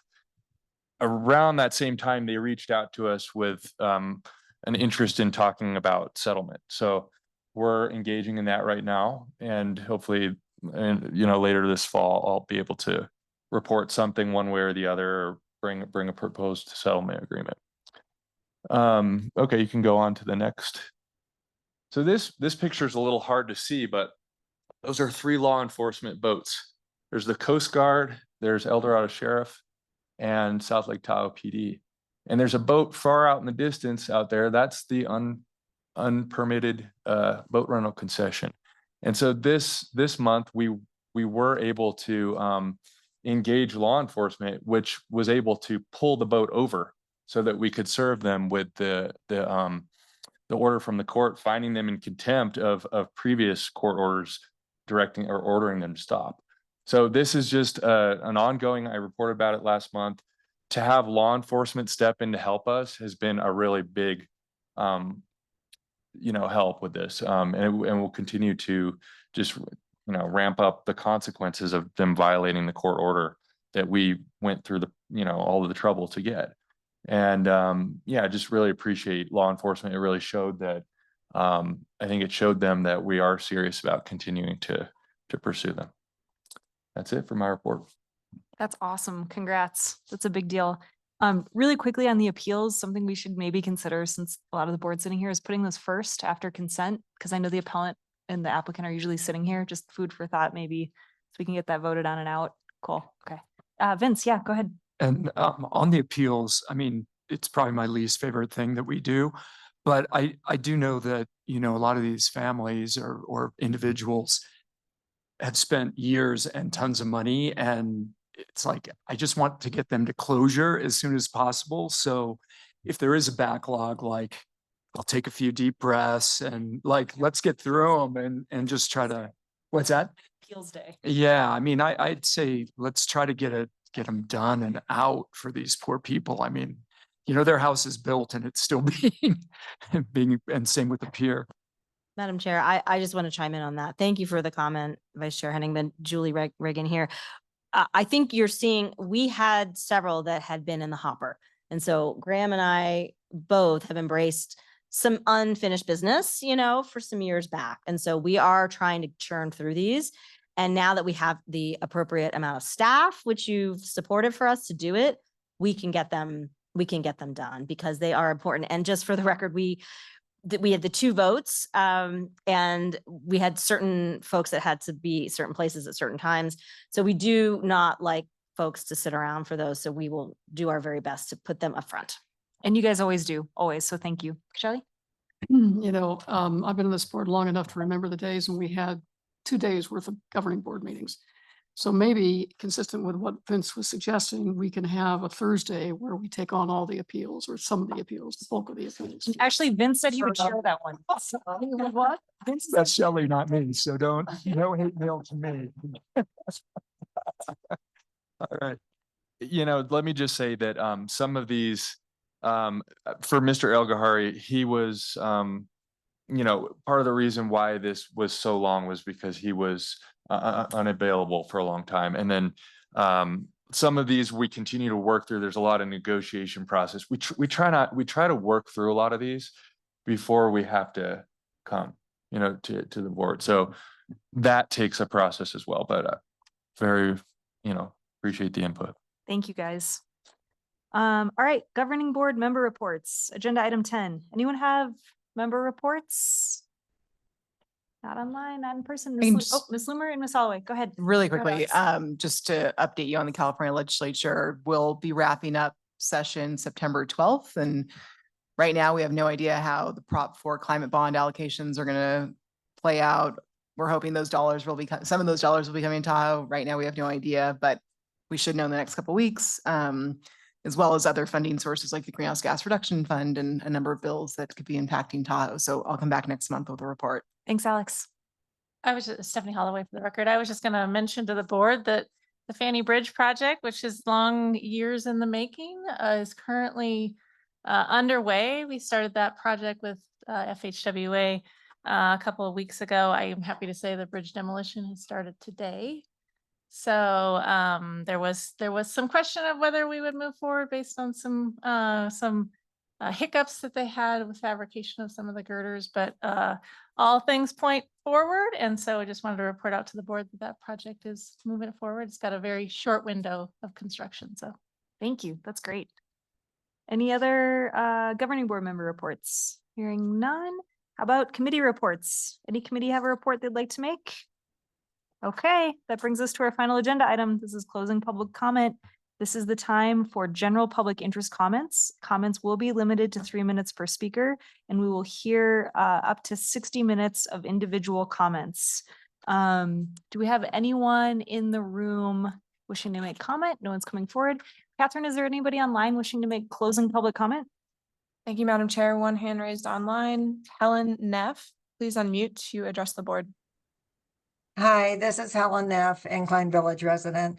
I have just a couple quick comments and questions regarding transportation and the earlier discussion on the Spooner Mobility Hub. And thank you for everyone that stayed in the room because it's kind of hard with this new public comment system. But first of all, in the Spooner parking lot, I just want to give a big thank you to Jim Marino and to Jeff Cohen for promptly answering my safety questions by email. I'm not a fan of parking lots because they encourage more cars and more vehicle miles traveled. But that being said, I recognize this one will replace unsafe roadside parking, which is a big plus, though it's unfortunate it's taken since 2013 for this action, this safety action. On enforcement, I urge you to impose serious fines and real consequences for illegal roadside parking. Second, a question about Sand Harbor State Park. The south lot often has empty spaces, yet the gates close. Is this due to staffing? Whatever the reason, can it be resolved? So those already paved spaces are also used to reduce roadside parking. And on shuttles, we now have Emerald Bay, the East Shore Shuttle, and I heard some talk about one from South Shore to Zephyr Cove. And these may be needed short term, but they also highlight the bigger need for the Connections 2050 vision, a true round the lake connected transit system. Also with regional connections that could replace this patchwork of shuttles, reduce reliance on parking lots, and serve both local residents and visitors. And a side note on that, transit does not have to be free. Many people can afford to pay to help support the operational costs. And of course, reduced fares can be offered for local workers, low-income students, etc. Finally, I urge adoption of a consistent speed limit policy around the lake, not just for town centers, but also where these new parking lots feed into state roads and where there are recreation crossings and transit stops. Seasonal adjustments could be considered for summer and chain control in the winter, but the goal is clear. Speed kills. Pedestrians, cyclists, and wildlife all deserve protection. So thank you for working to make our roads, our communities, and our lakes safer. Thank you. Thanks, Ms. Neff. Anyone else online? Madam Chair, there are no other hands raised to comment. All right, with that, I'm looking for a motion to adjourn. All in favor? Aye. Any opposition? We're adjourned at 1:47. Thanks, guys.